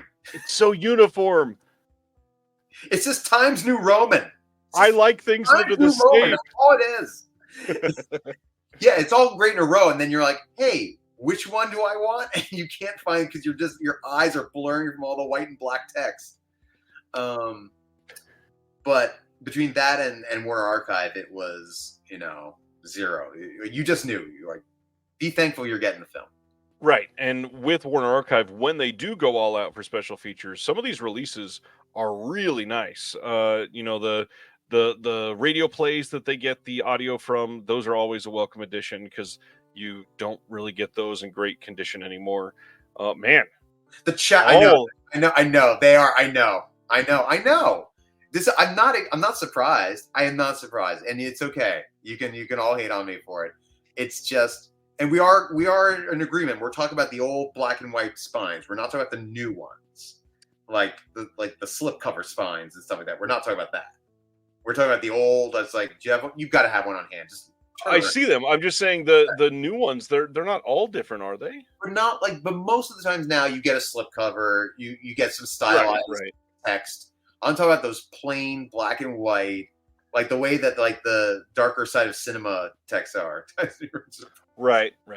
I don't even know if it's Times New Roman. Maybe it's Helvetica. I don't know. Kino spines are hot. Thank you. Thank you. But no, honestly, look, I know people that love to put them all in a row, and I get it. It's just all right. We got one more Warner Archive. Let's argue about that one. Northwest Passage from 1940, starring Spencer Tracy, is also coming. This one is coming with 4K scans, the original nitrate Technicolor negatives. We got a vintage promotional featurette, Northward Ho, and then an original theatrical trailer. Spencer Tracy, like that's enough for many people, obviously. Well, Spencer Tracy, very much. I mean, I've never seen the film, so it's kind of looking a little like almost like. Now I'm seeing it clear, but at first it looked like Peter Pan. Yeah. Here, I could do this too. Anthony. I appreciate it. Book 1, Rogers. So there's going to be more. Book 1. I don't think that means there's going to be more. Again, I'm completely in the dark on this. So if I'm sounding completely uneducated about Northwest Passage and Spencer Tracy, I think Warner argues this. And again, Warner Archive, the fact that they have these amazing, bit rates, and it's like if they're gonna like you said, they put the shorts on there sometimes, but if not, it's just like, look, I know I'm gonna get a good transfer. So at the end of the day, I can't fault them that. Ryan. Oh God, I love you, Ryan. Let's go. We got some heavy hitters and only an hour left. Yeah. Boy Kills World from last year, and technically most people probably saw it this year. Coming on 4K from Lionsgate on July 9th. I can't find any extras listed, which I kind of thought for this one they would have leaned into it, knowing Lionsgate, but nothing. I've heard pretty good things about this. That's not my Topanga right there. That is not my Topanga. Did you happen to see your Topanga, or did you see this one? No, I was interested. It came and went. It was this was like an unfortunate thing of there's other films I want to see. And by the time this was the last one on the list, it was gone. Did you see it? I did not. It did premiere here in Kansas City, though. Oh, which Skarsgård is that again? Bill, I think. Is that Bill Skarsgård? Okay. Yeah, yes. No, I've just recently been inundated with that horrendous trailer for the Crow remake. So I'm just seeing his face is giving me bad vibes. But however, what's her name that we are both a fan of is in this. I forgot her name. I feel terrible. What's her name? Jessica Roth. Yes, thank you. Because that's not Jessica Roth with the grenade launcher, right? Nope. No, yeah. But Jessica Roth I'm just happy she's getting work because she needs more work. I agree. She's just I will promote Happy Death Day 1 and 2. All right, let's go to the big scandalous title that everybody exploded over yesterday. Friends, the complete series, coming on 4K September 24th. These did get restorations. The rumor is that they are the extended episodes again and not just what they showed on TV. Cannot find a source for that, so I'm not saying that officially. But from what I can tell, this does look to be a major update towards the Blu-ray release, which was kind of a botched piece of junk. I know a lot of people hate Friends. Friends happens to be the only happy memory I have with my nuclear family growing up. How do you feel about Friends? I am proud to say that I watched the pilot episode premiere in real time. Nice. And I like to say that I fell in love with Rachel before anyone else. I like to claim that, but I know it's not true.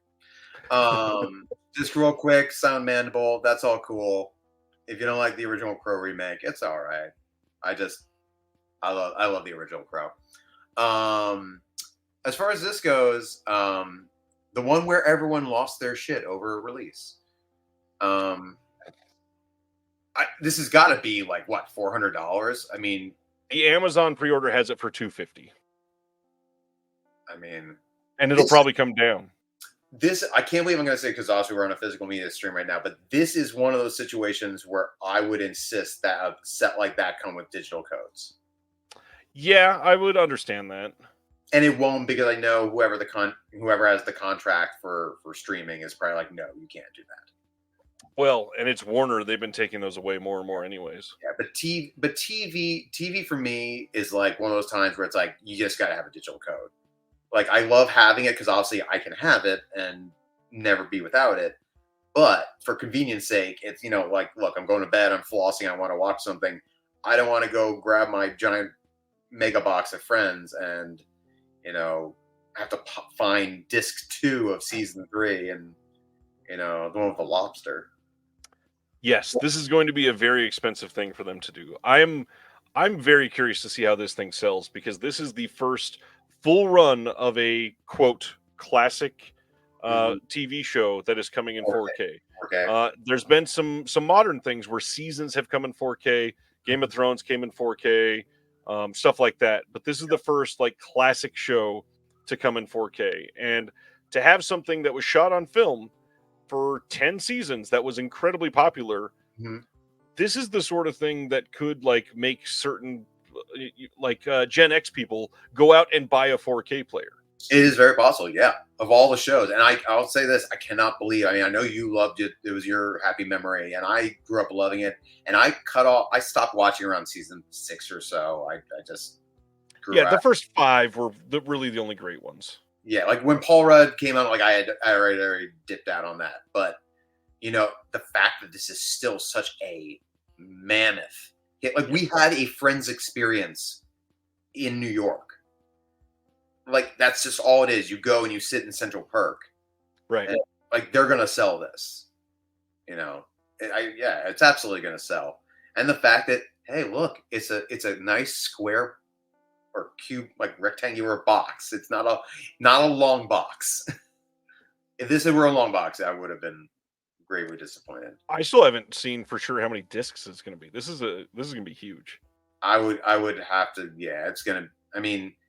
The other thing is the way they had that shaped up. It looks like it's hopefully like individual, like maybe 3 or 4 like different cases, and not like one of those ungodly like stacked with 12 discs on each side. Oh, like the Twilight Zone thing they did, or like The Walking Dead, because that was the most recent. The Walking Dead did that, and that was like 50 discs, like a hoagie. We got a question from Cloud Mage. Could you choose 2 or 3 shows that you'd want to see get the same kind of treatment? Like a 4K treatment, or just like a complete comprehensive 4K box set. 4K box set. Can you think of any right off the top of your head? Bonanza. Oh, that was a joke. I only say that because the DVD box set is literally like this long. Well, it would be smaller because you could actually fit more on those discs. So it actually theoretically, yes, smaller. I would love to see like the first 2 seasons of Sopranos. Don't look all that great, and I bet they could do well with a good restoration. And the rumor is that might be being worked on. That'd be good. Oh, Dallas, beat me to Buffy and Angel, and I don't know if anyone's familiar with that mess that they did with that when they tried to do the high def transfers. You know that one, right? Yep. Yeah, and they tried to do like the widescreen thing. They realized, oh wait, this was shot for 4:3, and there's crew members off to the side. Yep. So that would Homo erectus beat me to it. Also, don't beat me to it. Yes, Quantum Leap, one of my favorite shows of all time. Absolutely. Though I heard I haven't really like dug through them, but the Mill Creek who put them out? The whole series? Yes, I think so. I've heard they're not bad. Like they are from the original negatives. Tales from the Crypt, unfortunately, for everybody saying Tales from the Crypt, is probably never going to happen. Good call. I skipped down on a DVD set at Housing Works because I thought maybe they would eventually come out with that, but that's a good call.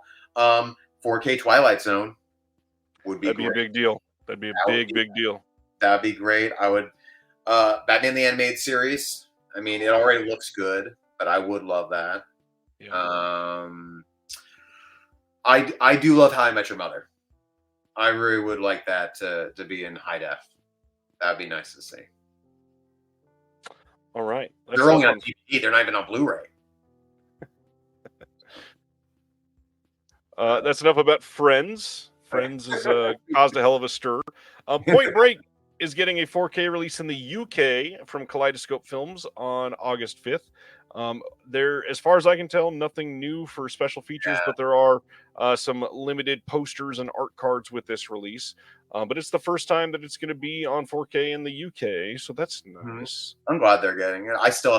I haven't grabbed it from Scream Factory yet. By the way, Craig, also, yes, Alfred Hitchcock Presents. That's a good call. That'd be great. Hell, I'd love a Blu-ray of every episode. Absolutely. There's so much bonus stuff that you can get from that. Man. June 18th, Oscilloscope. You keep passing me over for no. The horse sex episode is the one that I'm going to get Dan on. Oh, let's be honest, your audience. I never passed you over. Piaf, I think is how you say this. I don't know. This is coming on June 18th from Oscilloscope.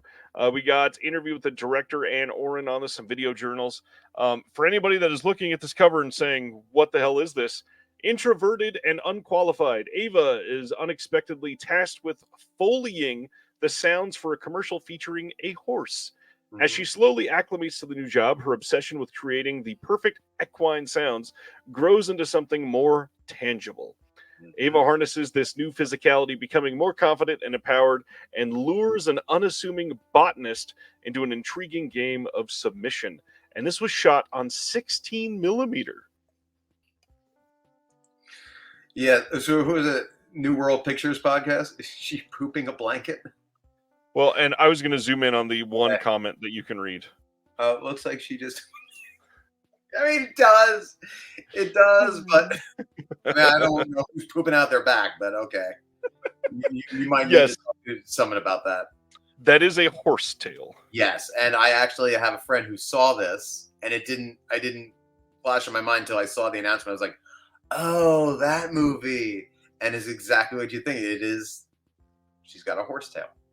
Yes, it is. And there is from my horse girl's coming up this movie. Oh man, that's great. And then what was it? The Klaus Kinski movie that got announced was the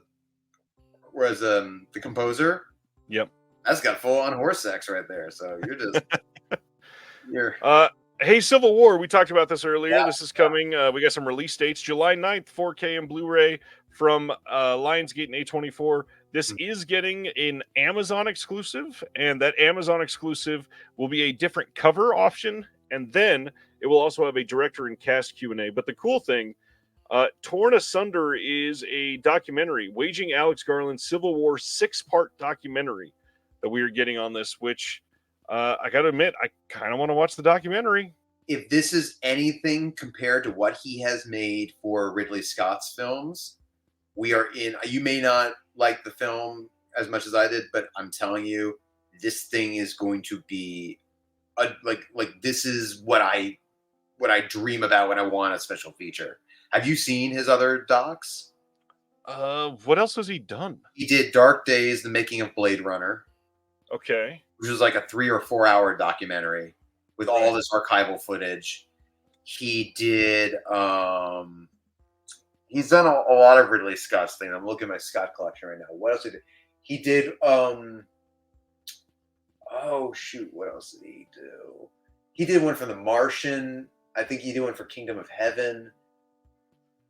He did one for Gladiator, maybe. They're just I think I saw the Gladiator one. Yeah, they're just really robust. Like it's every possible. It's fly on the wall. It's fly on the wall footage. Like and just like that's what I look for, and especially with something like this. Like they're gonna have like travel journals and stuff like that. I can't wait. Sam. So I may not even go for the Amazon exclusive. I don't need a Q&A with the cast if that's really what it is, because that's enough Civil War for me. Hey, I put up an interview with Paul Rust this week. I hope you check this out. Love is a show that hit real hard, and for all of us that love physical media, not only does Paul Rust love physical media in real life, Love is a story about him, and there's Blu-ray jokes from literally episode 1. And he got 3 seasons on Netflix and did very well. He was also in Inglourious Bastards, helped write Pee-wee's Big Holiday. He is just an incredibly sweet person. He came to the interview prepared with his favorite physical media releases to highlight. Like, that's how great this was. And they are deep cut. They're deep cut. It's not what you think it is not what you think it's going to be. It is his character from Love. That is clearly him. That is some dedication. Yeah, if you haven't watched the interview, it is. I watched it last night. It's a lot of fun, and he brings never a dull moment. And thank you, Stan. Yes. Thank you, Stan. Dangerous Days. Yes, I always mix that up. Yes, Dangerous Days, the making of Blade Runner. All right, next up, Glenn Ross. This. So many people pissed off about this. July 29th on Blu-ray in the UK from 101 Films as part of their Black Label series. This is getting a whole bunch of special features that we already have elsewhere. And it's on Blu-ray, not 4K. And it's 101 Films, which every release they do, people find something wrong with it. Like a critical something wrong, or the fact that, like, is this an Arrow situation where they left out subtitles? Like the wrong aspect ratio. That's a okay. Well, yeah, you spoiled that for me after I bought Fear City. Fear City, yeah. So I would never have known. Yeah, this is. I know a lot of people love Will with the joke that says 4K is for closers. Nice. This is one of those titles that a lot of people would love 4K for. So I get it. Do you think when for me though, it's like it's been a while, but it's like, is this the thing that needs 4K? I mean, it's shot well, and the way that they, like, a lot of the close-ups and stuff, I guarantee would do better with higher clarity.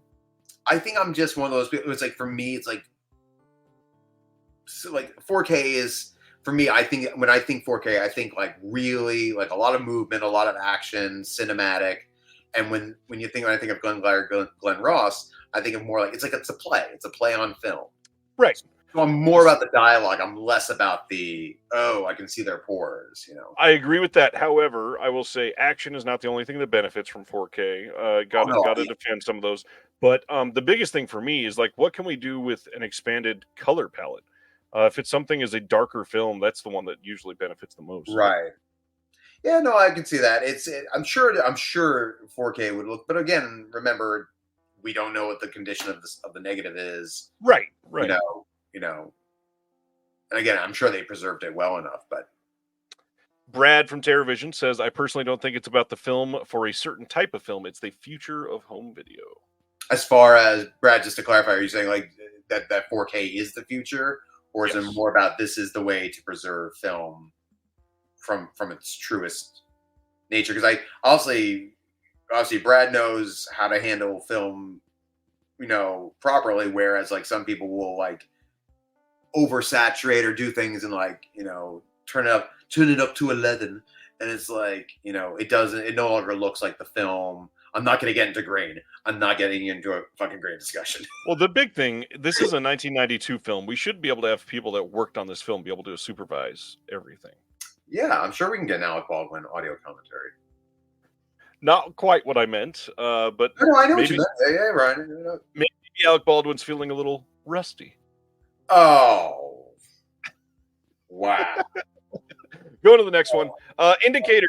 Today, they announced that they are putting out a box set called The Complete Confessions. This is coming out August 19th. This is only coming in the UK, and this is a sex comedy box set with confessions of a window cleaner, confessions of a pop performer, confessions of a driving instructor, and confessions from a holiday camp. This reminds me of another set they did. You might have to fill it in because I can't remember that. But was it the British Sex Comedy Collection? it was like Tales of a Taxi Driver or something like that. Yes. It's been on sale a couple of times with their thing. And I'm always tempted because I love me a good 60s, sex comedy from the UK, but I can't tell if it's like the same collection. Do you know what I'm talking? Yeah. I think they're similar style at least. I'm Yeah. trying. Not having the name is killing me. I mean, the cover is definitely the same artist. It has to. Yes, absolutely. Yeah. It's like Taxi Cab Confessional or something like that. Yeah. That's a late night movie on HBO. Stanley Long's Adventures. Thank you. Yeah. 70s sex comedy threesome. Yeah. Thank you.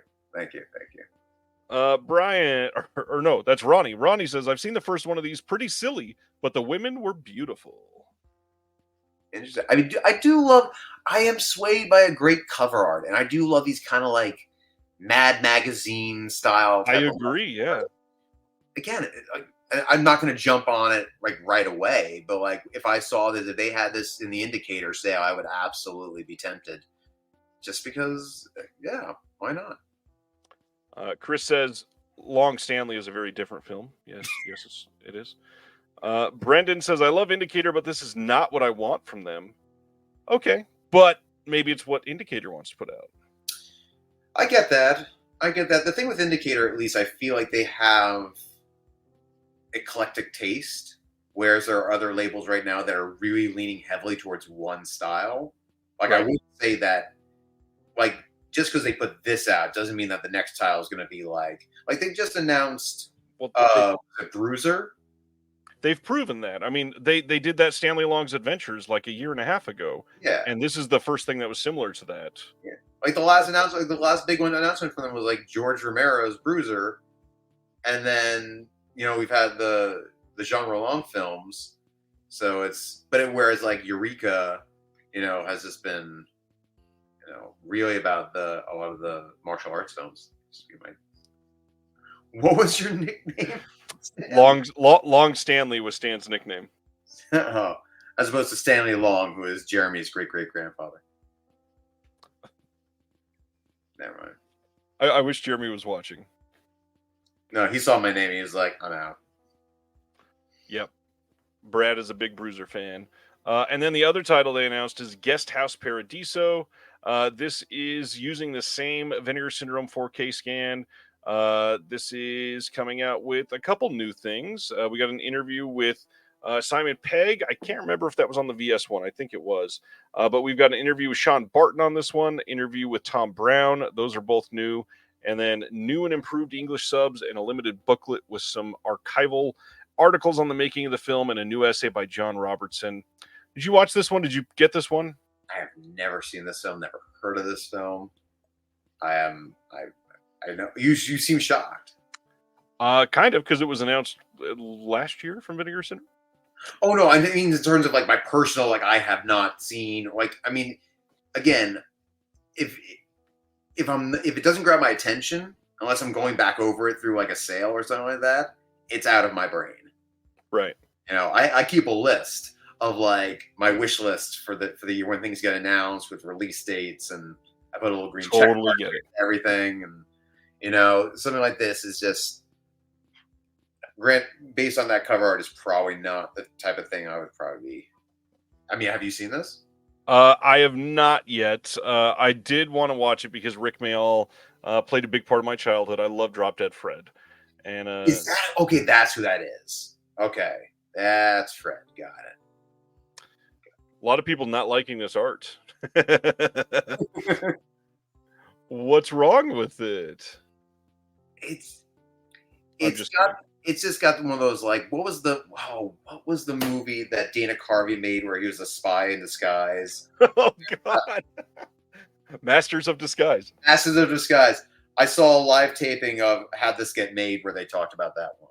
I still couldn't remember the title of it. Moving right along, No Way Out coming from Kino on 4K and Blu-ray on July 30th. This gets a new audio commentary by Steve Mitchell and writer-actor Richard Brewer, and then some archival extras, including an audio commentary by the director on the Blu-ray. This was announced a while ago, so we're just finding out the date that it's coming out. Yeah. This is a poster it just is ingrained in my childhood. I go to the video store and I walk by and that poster is on. I remember I walked in, it's right there on the ceiling, like it's a cardboard one, and it's just kind of tilted at an angle. That right there also contains one of the greatest crotch kicks of all time. Like someone just gets.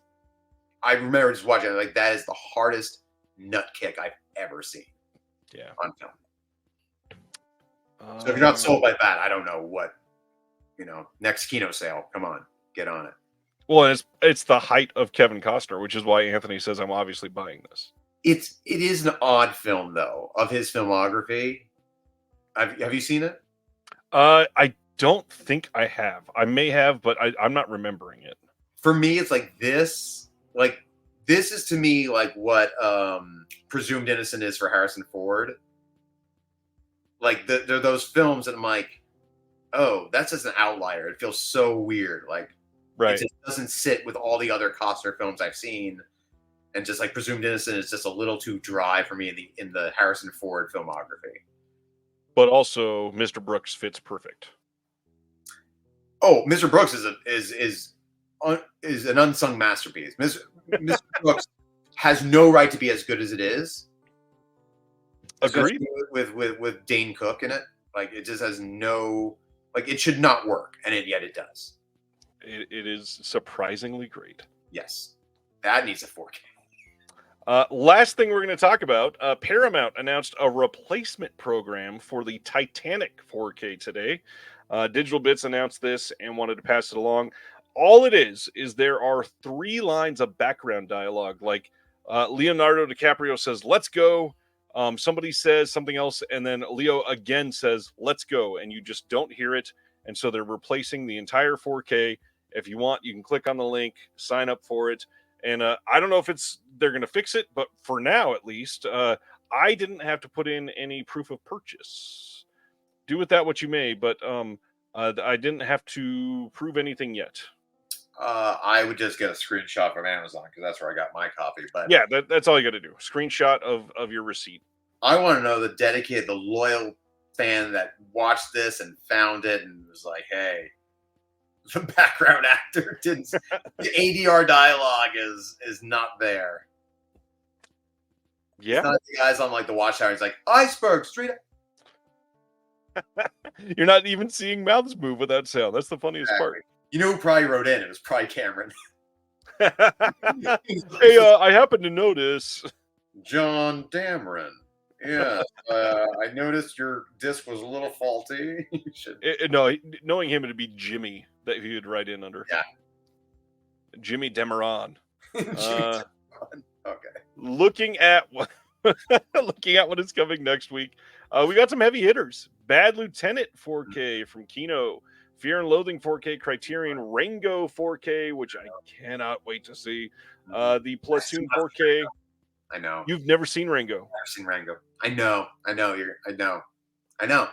Can I just say how beautiful it is that Fear and Loathing and Rango are coming out on the same day? I've held off on Fear and Loathing so many times because I love that artwork, and I didn't want to go with the Arrow one, even though I know that the bit rate, the transfer at first was better, and there's a bit rate, and then special features are all different between the Criterion and the Arrow one. And even when they came out with the special edition, I was just like, no, I'm just gonna hold off. At this point, I'm just gonna hold off. And then Criterion finally announced that. I was like, yes, because I love the old DVD with the slipcover, with the translucent slipcover, right? For Fear and Loathing. Trailer for Rango is terrible, but the movie. That's a lot of Gore Verbinski's movies do not get good trailers. They don't add well. Like the same thing with a Guide to Wellness. Is that what it's called? Yeah. Is that the name of it? A guide? Yeah. Keep going. I'll figure it. Let's see. Platoon 4K Steelbook goes wide next week. Glory 4K Steelbook from Sony. Death Machine from Kino. I know a lot of people have been waiting on that one, so make sure you want that slipcover.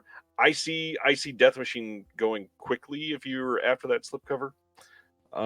Pursued with Robert Mitchum from Kino next week. Mm-hmm. Saigon next week. Magnificent 7 4K Steelbook from Shout. Typhoon Club 4K from Cinema Guild. Perfect Weapon from Kino. Be Never my opened that. What's that? trailer of him spinning those sticks. That's my childhood. Flicker Alley's never opened that door. That one is they don't do very much, so when they do, that's a big one to support. Danza Macabre Volume 3 from Severin. Back to the Future, they're re-releasing the trilogy on 4K. The Hour Before the Dawn from Kino. The Chase from Kino. Kino puts out so many titles. Ugh. And The old. I'm interested to see Founders Day. I know I heard it's terrible, but I'm interested to see it. I have heard it's bad. The Old Oak and Lost Souls, those are both Kino as well. La Chimera, I think that's coming from the studio, if I remember right. But yeah, MOD. it is MOD. Yeah. Yeah. Any that you got coming already from this batch? Not. I'm also come the Barnes and Noble sale that Fear and Loathing will be mine. I have Bad Lieutenant already at the studio release, so I will probably upgrade to my Able for Our collection, but I'm not gonna. I don't think I'll snag it right away. Right. What else do we have down there? I'm gonna scroll with my fingers. Scroll. Typhoon Club, Perfect Weapon, never open. I got the Typhoon Club from Third Window, so I'm good. I love Back to the Future. I was just thinking about the other day how much I love Back to the Future, but I have bought that trilogy so many goddamn times that it's like I don't need, because every Black Friday I know eventually someone's gonna be like, "Hey, $25, just Amazon's gonna be like, just you want Back to the Future 4K?" And I'm just at this point I'm fine with the Blu-ray for now. I will eventually cave and get the 4K, but before we get into our topic, yes. Some of the films you've worked on, could you share with the group, or should I go read the list? The list. I'd probably say the highlights, just the fun highlights, are Men in Black 3. I need the list. I got my SAG card through A Beautiful Mind, so that's probably the biggest spotlight. Fair Game, not the Cindy Crawford movie, the one with Sean Penn and Naomi Watts. You have the list. Yeah, you go through. I have. Weird how all of a sudden it's like, excuse me while I access my resume right here on my phone. Yeah, no. Whatever I wrote down there. You Don't Know Jack, which is probably my most memorable experience, which is with Al Pacino, where I actually worked on a scene with Al Pacino. Did you want me to tell some story, or is that I feel like I'm running? Sure can. Okay, I'll tell a real quick story because I don't want us to run it because I know you got the stream to go on. So basically, my best experience ever. So I was at an audition, got a phone call from a casting office, and they said, "Hey, are you available to be a photo double tomorrow?" And if anyone's not familiar with being a photo double, basically they usually you look like the actor well enough that they shoot you from a distance, and that's basically it. You're a glorified stand-in. So I was like, "Yeah, sure, absolutely, I can do it." And she said, "And you're an actor, right? You're like a real actor." And I said, "Yeah, I'm a real actor." Okay. She's like, "Okay, great. Call this number, da da da da." I show up the next morning. I had like a 7 a.m. call, the pickup van, because this was out on Long Island. And I noticed that I'm either number one or number two on the call sheet. And that just doesn't happen. Number one or number two is like the leads. I'm like, okay, whatever. I'm exhausted. I don't know what's going on.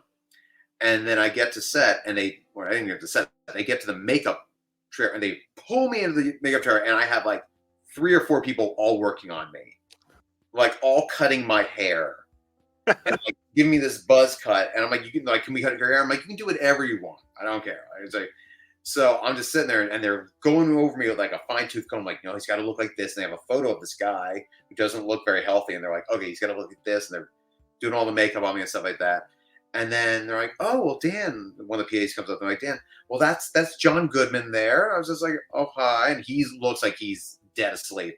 I said, "He's preparing. I don't want to bother him." I'm like, "Nice to meet you." And then they handed me the sides. Again, yeah, sides, but what do I need these for? And then it was like the second or third AD runs in. They're just like, "Hey, we need Daniel, on set now." And I'm like, what is going on? No one has told me anything.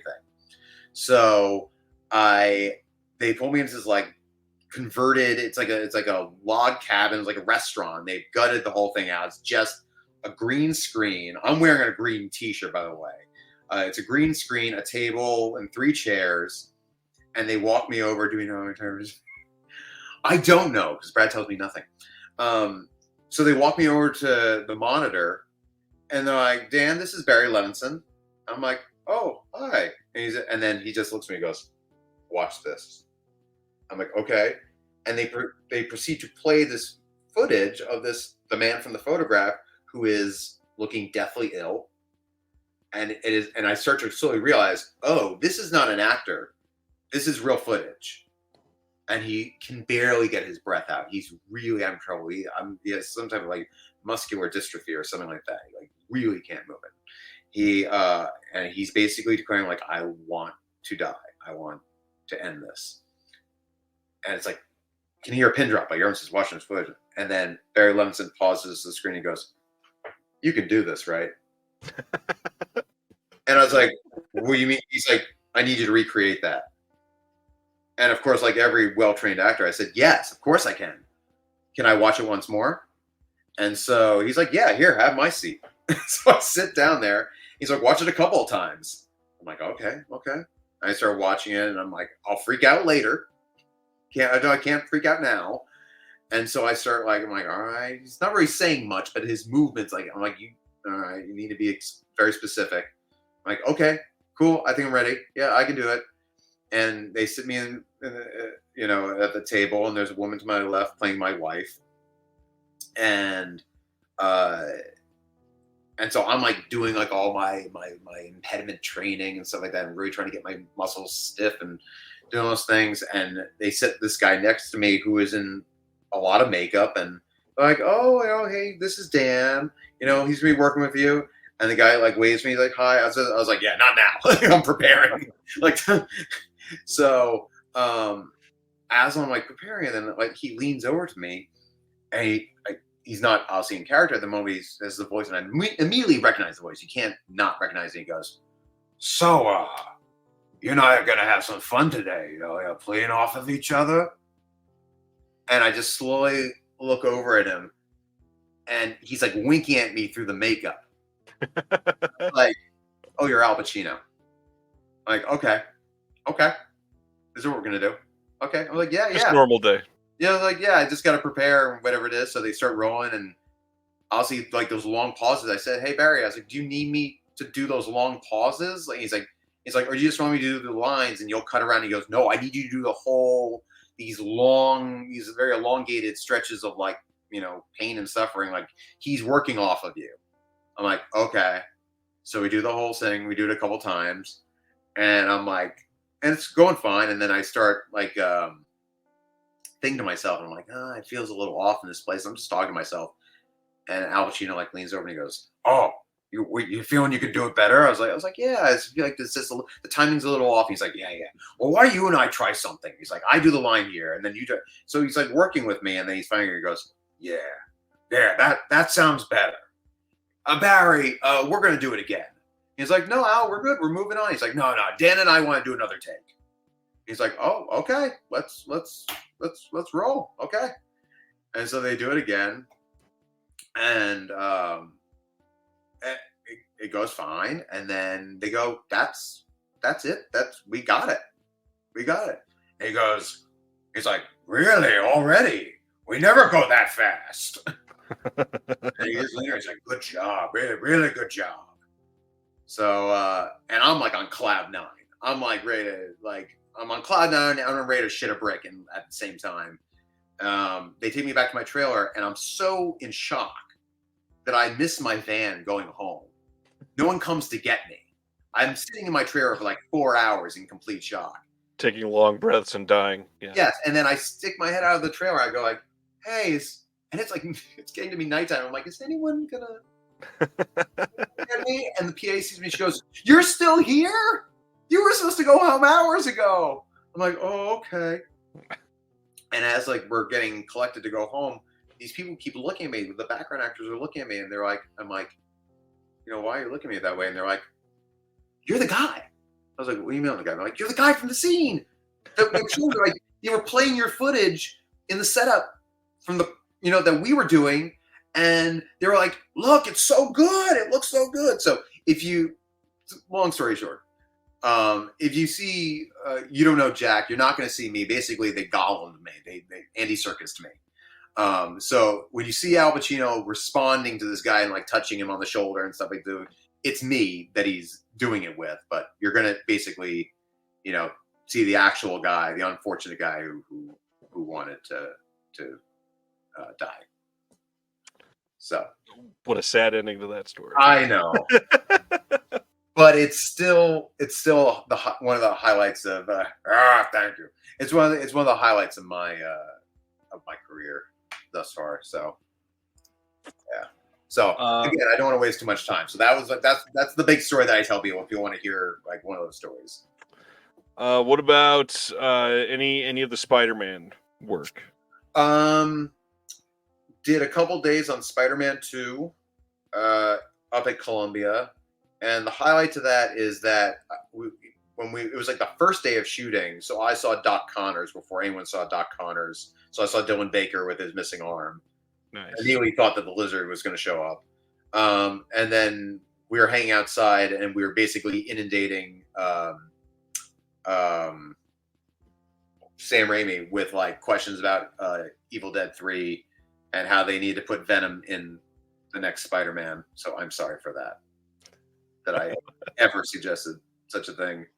One thing about him that is, I don't know if they talk about it. Yeah, Dylan Baker is amazing. It's real. You just watch, like, I think he's in Everyone Says I Love You, and then you watch him in Happiness, and it's just like crazy. One thing I don't know if a lot of people talk about is that Sam Raimi, even if you're a background, like, he will talk to everyone, and he'll actually say like action actors. He'll explain the scene to you, and he actually says action actors. And it's just a little thing like that. I was just like, oh, because this was early on in my career. I was like, really, like, oh, that's a very sweet thing to do. Men in Black 3 was fun because I got to be a Men in Black. I got to have a custom suit made, which is nice. I didn't get to keep it, unfortunately. So that was fun. The thing is, they kept shooting stuff that it never made the final cut, so there's a lot of missing footage of. There's like a scene of Alice Eve and I, where she's interrogating an alien.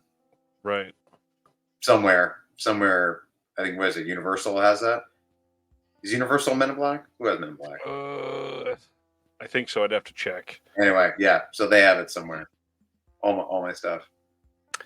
You had one or two where you got paid and never even had to show up, right? I'm trying to think of that. What it was. That was.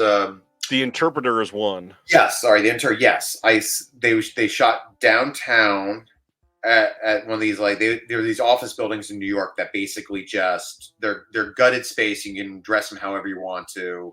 I'm sure someone leases them out now, but at the time it was like, hey, shoot your movie here. Twitter, they shot Law and Order there and all these other shows. And then I was just in holding the whole time. They just never called me, and they kept calling me back for like 2-3 days. I'm just like, I'm not.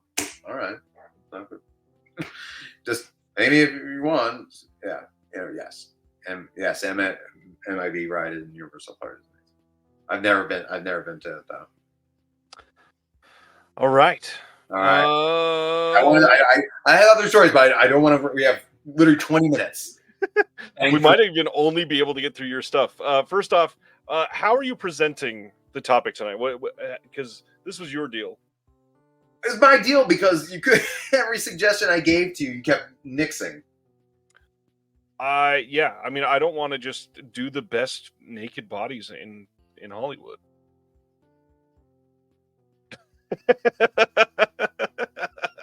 You looked actually embarrassed for a moment. Dan, it's your first stream. I should have gone with KB. I'm sorry, KB, if you're still on here. I should have gone with you, man. Oh man. So the topic is times that films went too far, and you like that suggestion. Yes. And the initial idea was like when you figure like, oh, when something just got too grotesque or too. Thank you, Anthony. And the way I have my list broken down is kind of like from least extreme to the most, as far as why I feel it went too far. Like there's different reasons. So it'll make more sense when I go through it. But you have your list? I do, but I went in a little bit of a different route. But that's okay. How did you go? Like when I bailed on a movie. Oh, okay. Like you gave up on the plot, like this is stupid. Yeah, like jump the shark moment. Okay. Not for extremity, but that's okay.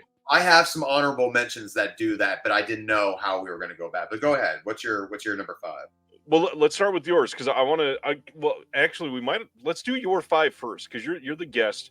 With us only having 17 minutes, I want to make sure we get through your whole list. Okay.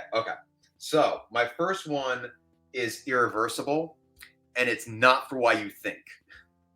So for anyone who hasn't seen Irreversible before, Gaspar Noé, the director, put in a low frequency hum at the beginning of the film, and it's supposed to make you feel uneasy. And some people have a bad reaction to that. And I remember watching the film, and within like 2 minutes, I was like, I feel ill. And by the time they get into the club, I had to pause the film and go throw up. And my complaint is that feels like you don't believe in your film. Like we're about to step into a very disturbing thing. Like you could have not put that in there, and I will still, trust me, I will get your point. Irreversible is irreversible. So I felt like that's almost like a William Castle gimmick. Like you didn't need to do that because it makes you feel like you're thinking that I'm an idiot and I'm not going to get it. So for me, it's like that was a step too far. Like why? Like I get why he did. He's like, oh, that'd be cool. I'm like, but you don't need it. Your film stands on its own. You know what I mean? Interesting.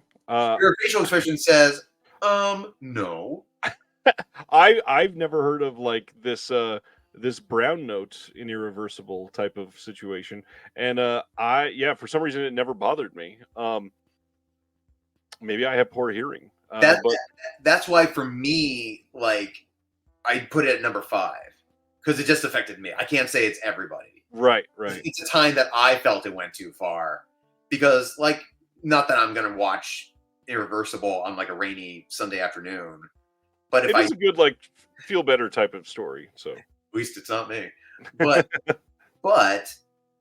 like when I found out they had the flipped, like the straight version, yeah, I got more excited because I was like, oh, I can skip the ending and I can, never have to worry about it again. But that beginning though, man, that is, I know everybody talks about the assault in that movie. Mm-hmm. That first violent scene is way more violent than you expect out of it. And I can watch that. That's fun. Like it's intense, but I can watch it.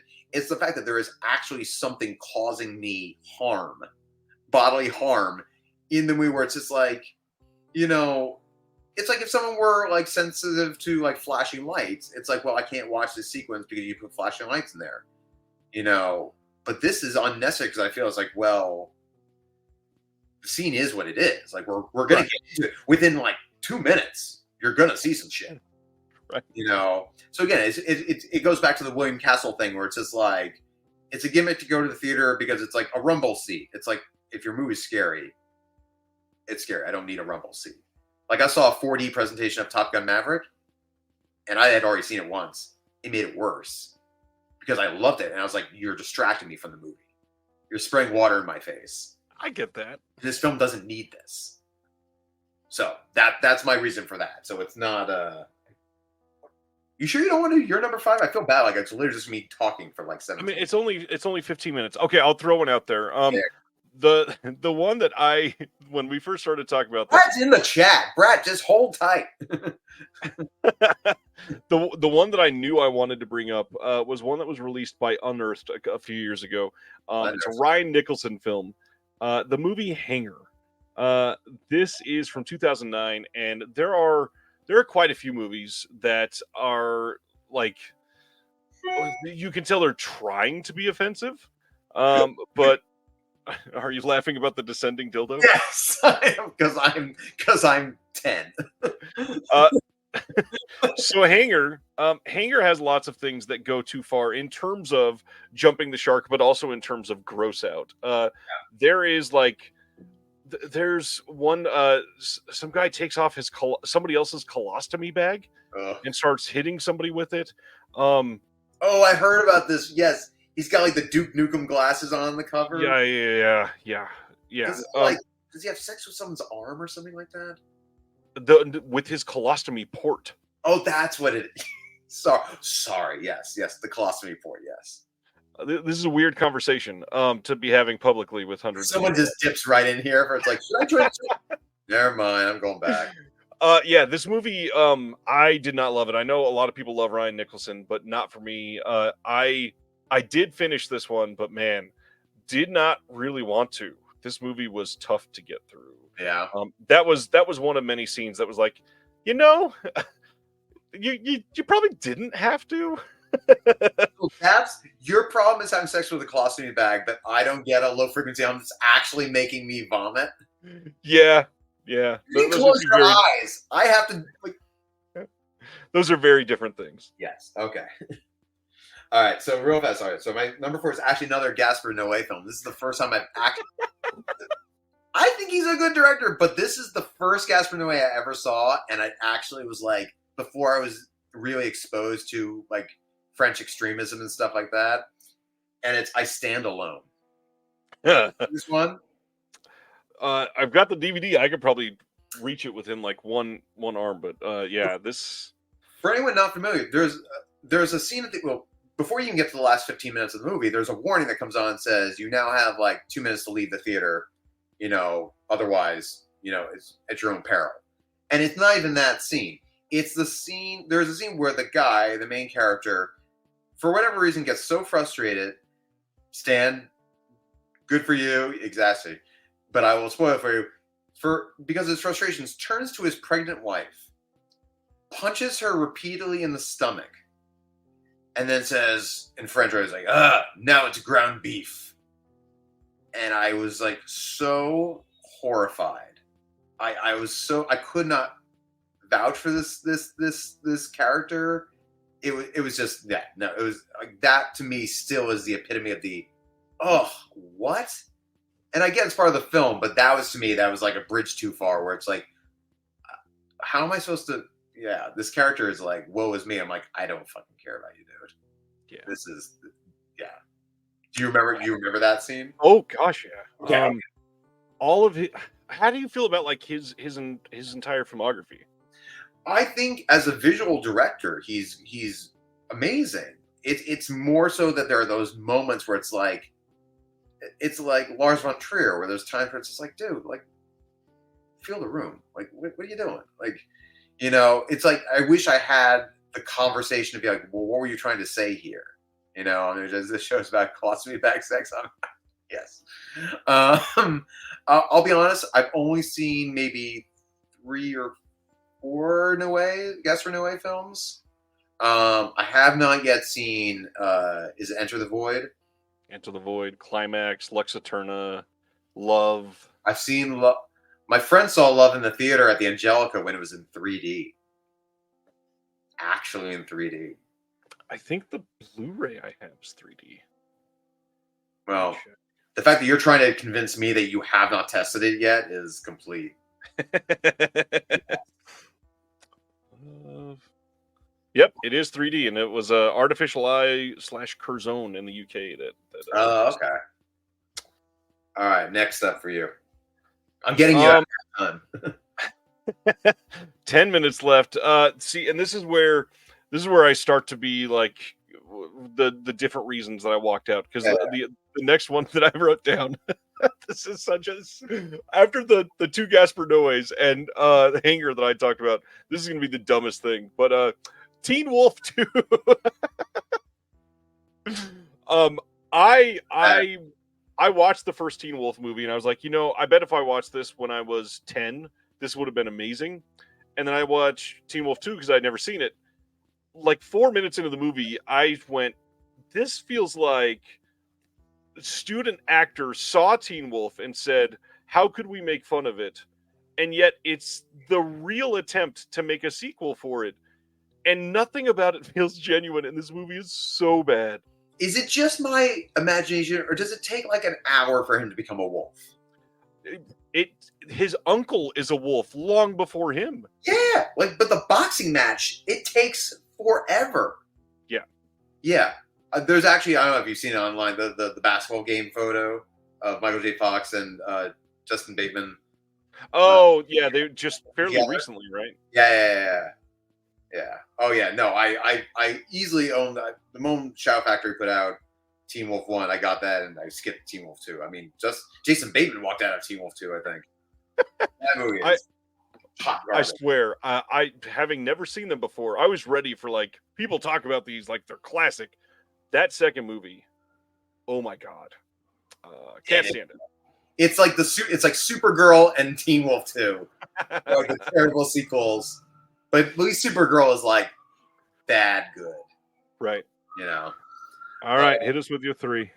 All right, my number 3, it is Showgirls, Oh, and it's actually what you thought Irreversible was going to be, but I'm going to give it Showgirls, and my reasoning is, I'm always a staunch defender when you put something in a film and it's for a specific reason to tell a story. You know, I'm all going to be like, you're the storyteller, fine, but but it's so late in the film. The scene I'm talking about is the sexual assault scene, and it's so out of the blue. It just doesn't feel necessary to propel Naomi, Elizabeth Berkley's character, to getting revenge. There's plenty of villains throughout the film that she could have revenge on. And for me, it's like, for anyone who's seen the film, it goes from like out of the blue to so over the top that it almost feels, I'm not saying it's comical, but they're trying to make it comical. right. Do you know what I get? You know what I mean? Yeah. Like, you watch it, you're just like, what are you like? What are you trying to get across here? Like, it's terrible. Yes, it's like, but the way that they convey it is almost slapsticky, and it just doesn't feel. It loses the point of what it's trying to do for the film, and you know, even the execution of, like, you're at this party, and yes, I'm sure horrible things like this occur in parties like this all over, you know, Vegas and anywhere else in the world. But it's just like, there's so many people there, like, there's no cops. It just goes right to her being like, I'm going to get revenge. I'm like, there are other things you can do to get revenge. And I know that Verhoeven has used this trope many times before, but this feels like the most egregious, where it's like, what was the point of this? You know, the story we're already an hour and 45 minutes into the movie. You know, it feels gratuitous, and then it builds that even point of like trying to make it almost comical, and that to me is like the greatest offense, you know, of all. So that's why it beats out the 9-minute one in Irreversible, because at least that is the catalyst to the film, right? So and again, it's French extremism versus Showgirls. So I'm gonna call an audible. What's your number 2? You're gonna call an audible? Yeah. Well, instead of me going next, what's your number 2? Oh, I was like, what are you talking about? Okay. My number. Well, actually, that was my number 3. My other one's gonna be 4. Yeah, this is gonna be my least. So this is not as bad, but The Human Stain. Have you seen this movie? I don't know this one. No. This is a movie about Anthony Hopkins playing a college professor who gets basically canceled at school for using a slur, or what is interpreted as a slur. But the tragedy is that Anthony Hopkins is black. Did you know this? What? Yeah. The plot is that Anthony Hopkins is a black man. And he's just white. He's pale enough to pass as Caucasian. His younger self is played by, and I should have looked it up earlier, the guy from Prison Break. It's Wentworth Miller, and I'm looking at this as you're saying that. The cast on this is insanity. Oh, it's insane. It's an Anthony amazing Hopkins, Nicole Kidman, Ed Harris, Gary Sinise, Sinise. Wentworth Miller, Yeah. Clark Gregg, Margot Martindale, Kerry Washington. Mhm. What is this? If you have not, I know Rachel Portman did the score. If you have not yet, to say that Wentworth Miller will age into Anthony Hopkins is just the most absurd thing I've ever, like, again, it was the age of let's put Hopkins in everything. That's what it was. But again, it's not as obviously it is as offensive, but it's not as obviously like visually offensive as the other movies. But it's a movie I've never heard of until. I can't believe I stumped Ryan. I really thought he was going to nod his head and go, I don't know everything. Come on. This is crazy looking. Good night, Ryan's mom. Sleep well. Yeah, it really is like completely. It's laughable. It really is laughable. All right, last pick. Me? Yep. Okay, number 1 with a bullet is Breakfast at Tiffany's. I understand that. Yeah. Without any explanation. Yep. And just real fast, I'll just say it because it's unnecessary. I can watch Full Metal Jacket. I can watch Deer Hunter. You're at war. I get it. But this was just, and I will defend every 80s comedy, that has like, all the sex romps and all that stuff. But this is, I don't even know if it's in the original Capote novel. I think it's just thrown in to be mean. It's just mean. It serves no purpose.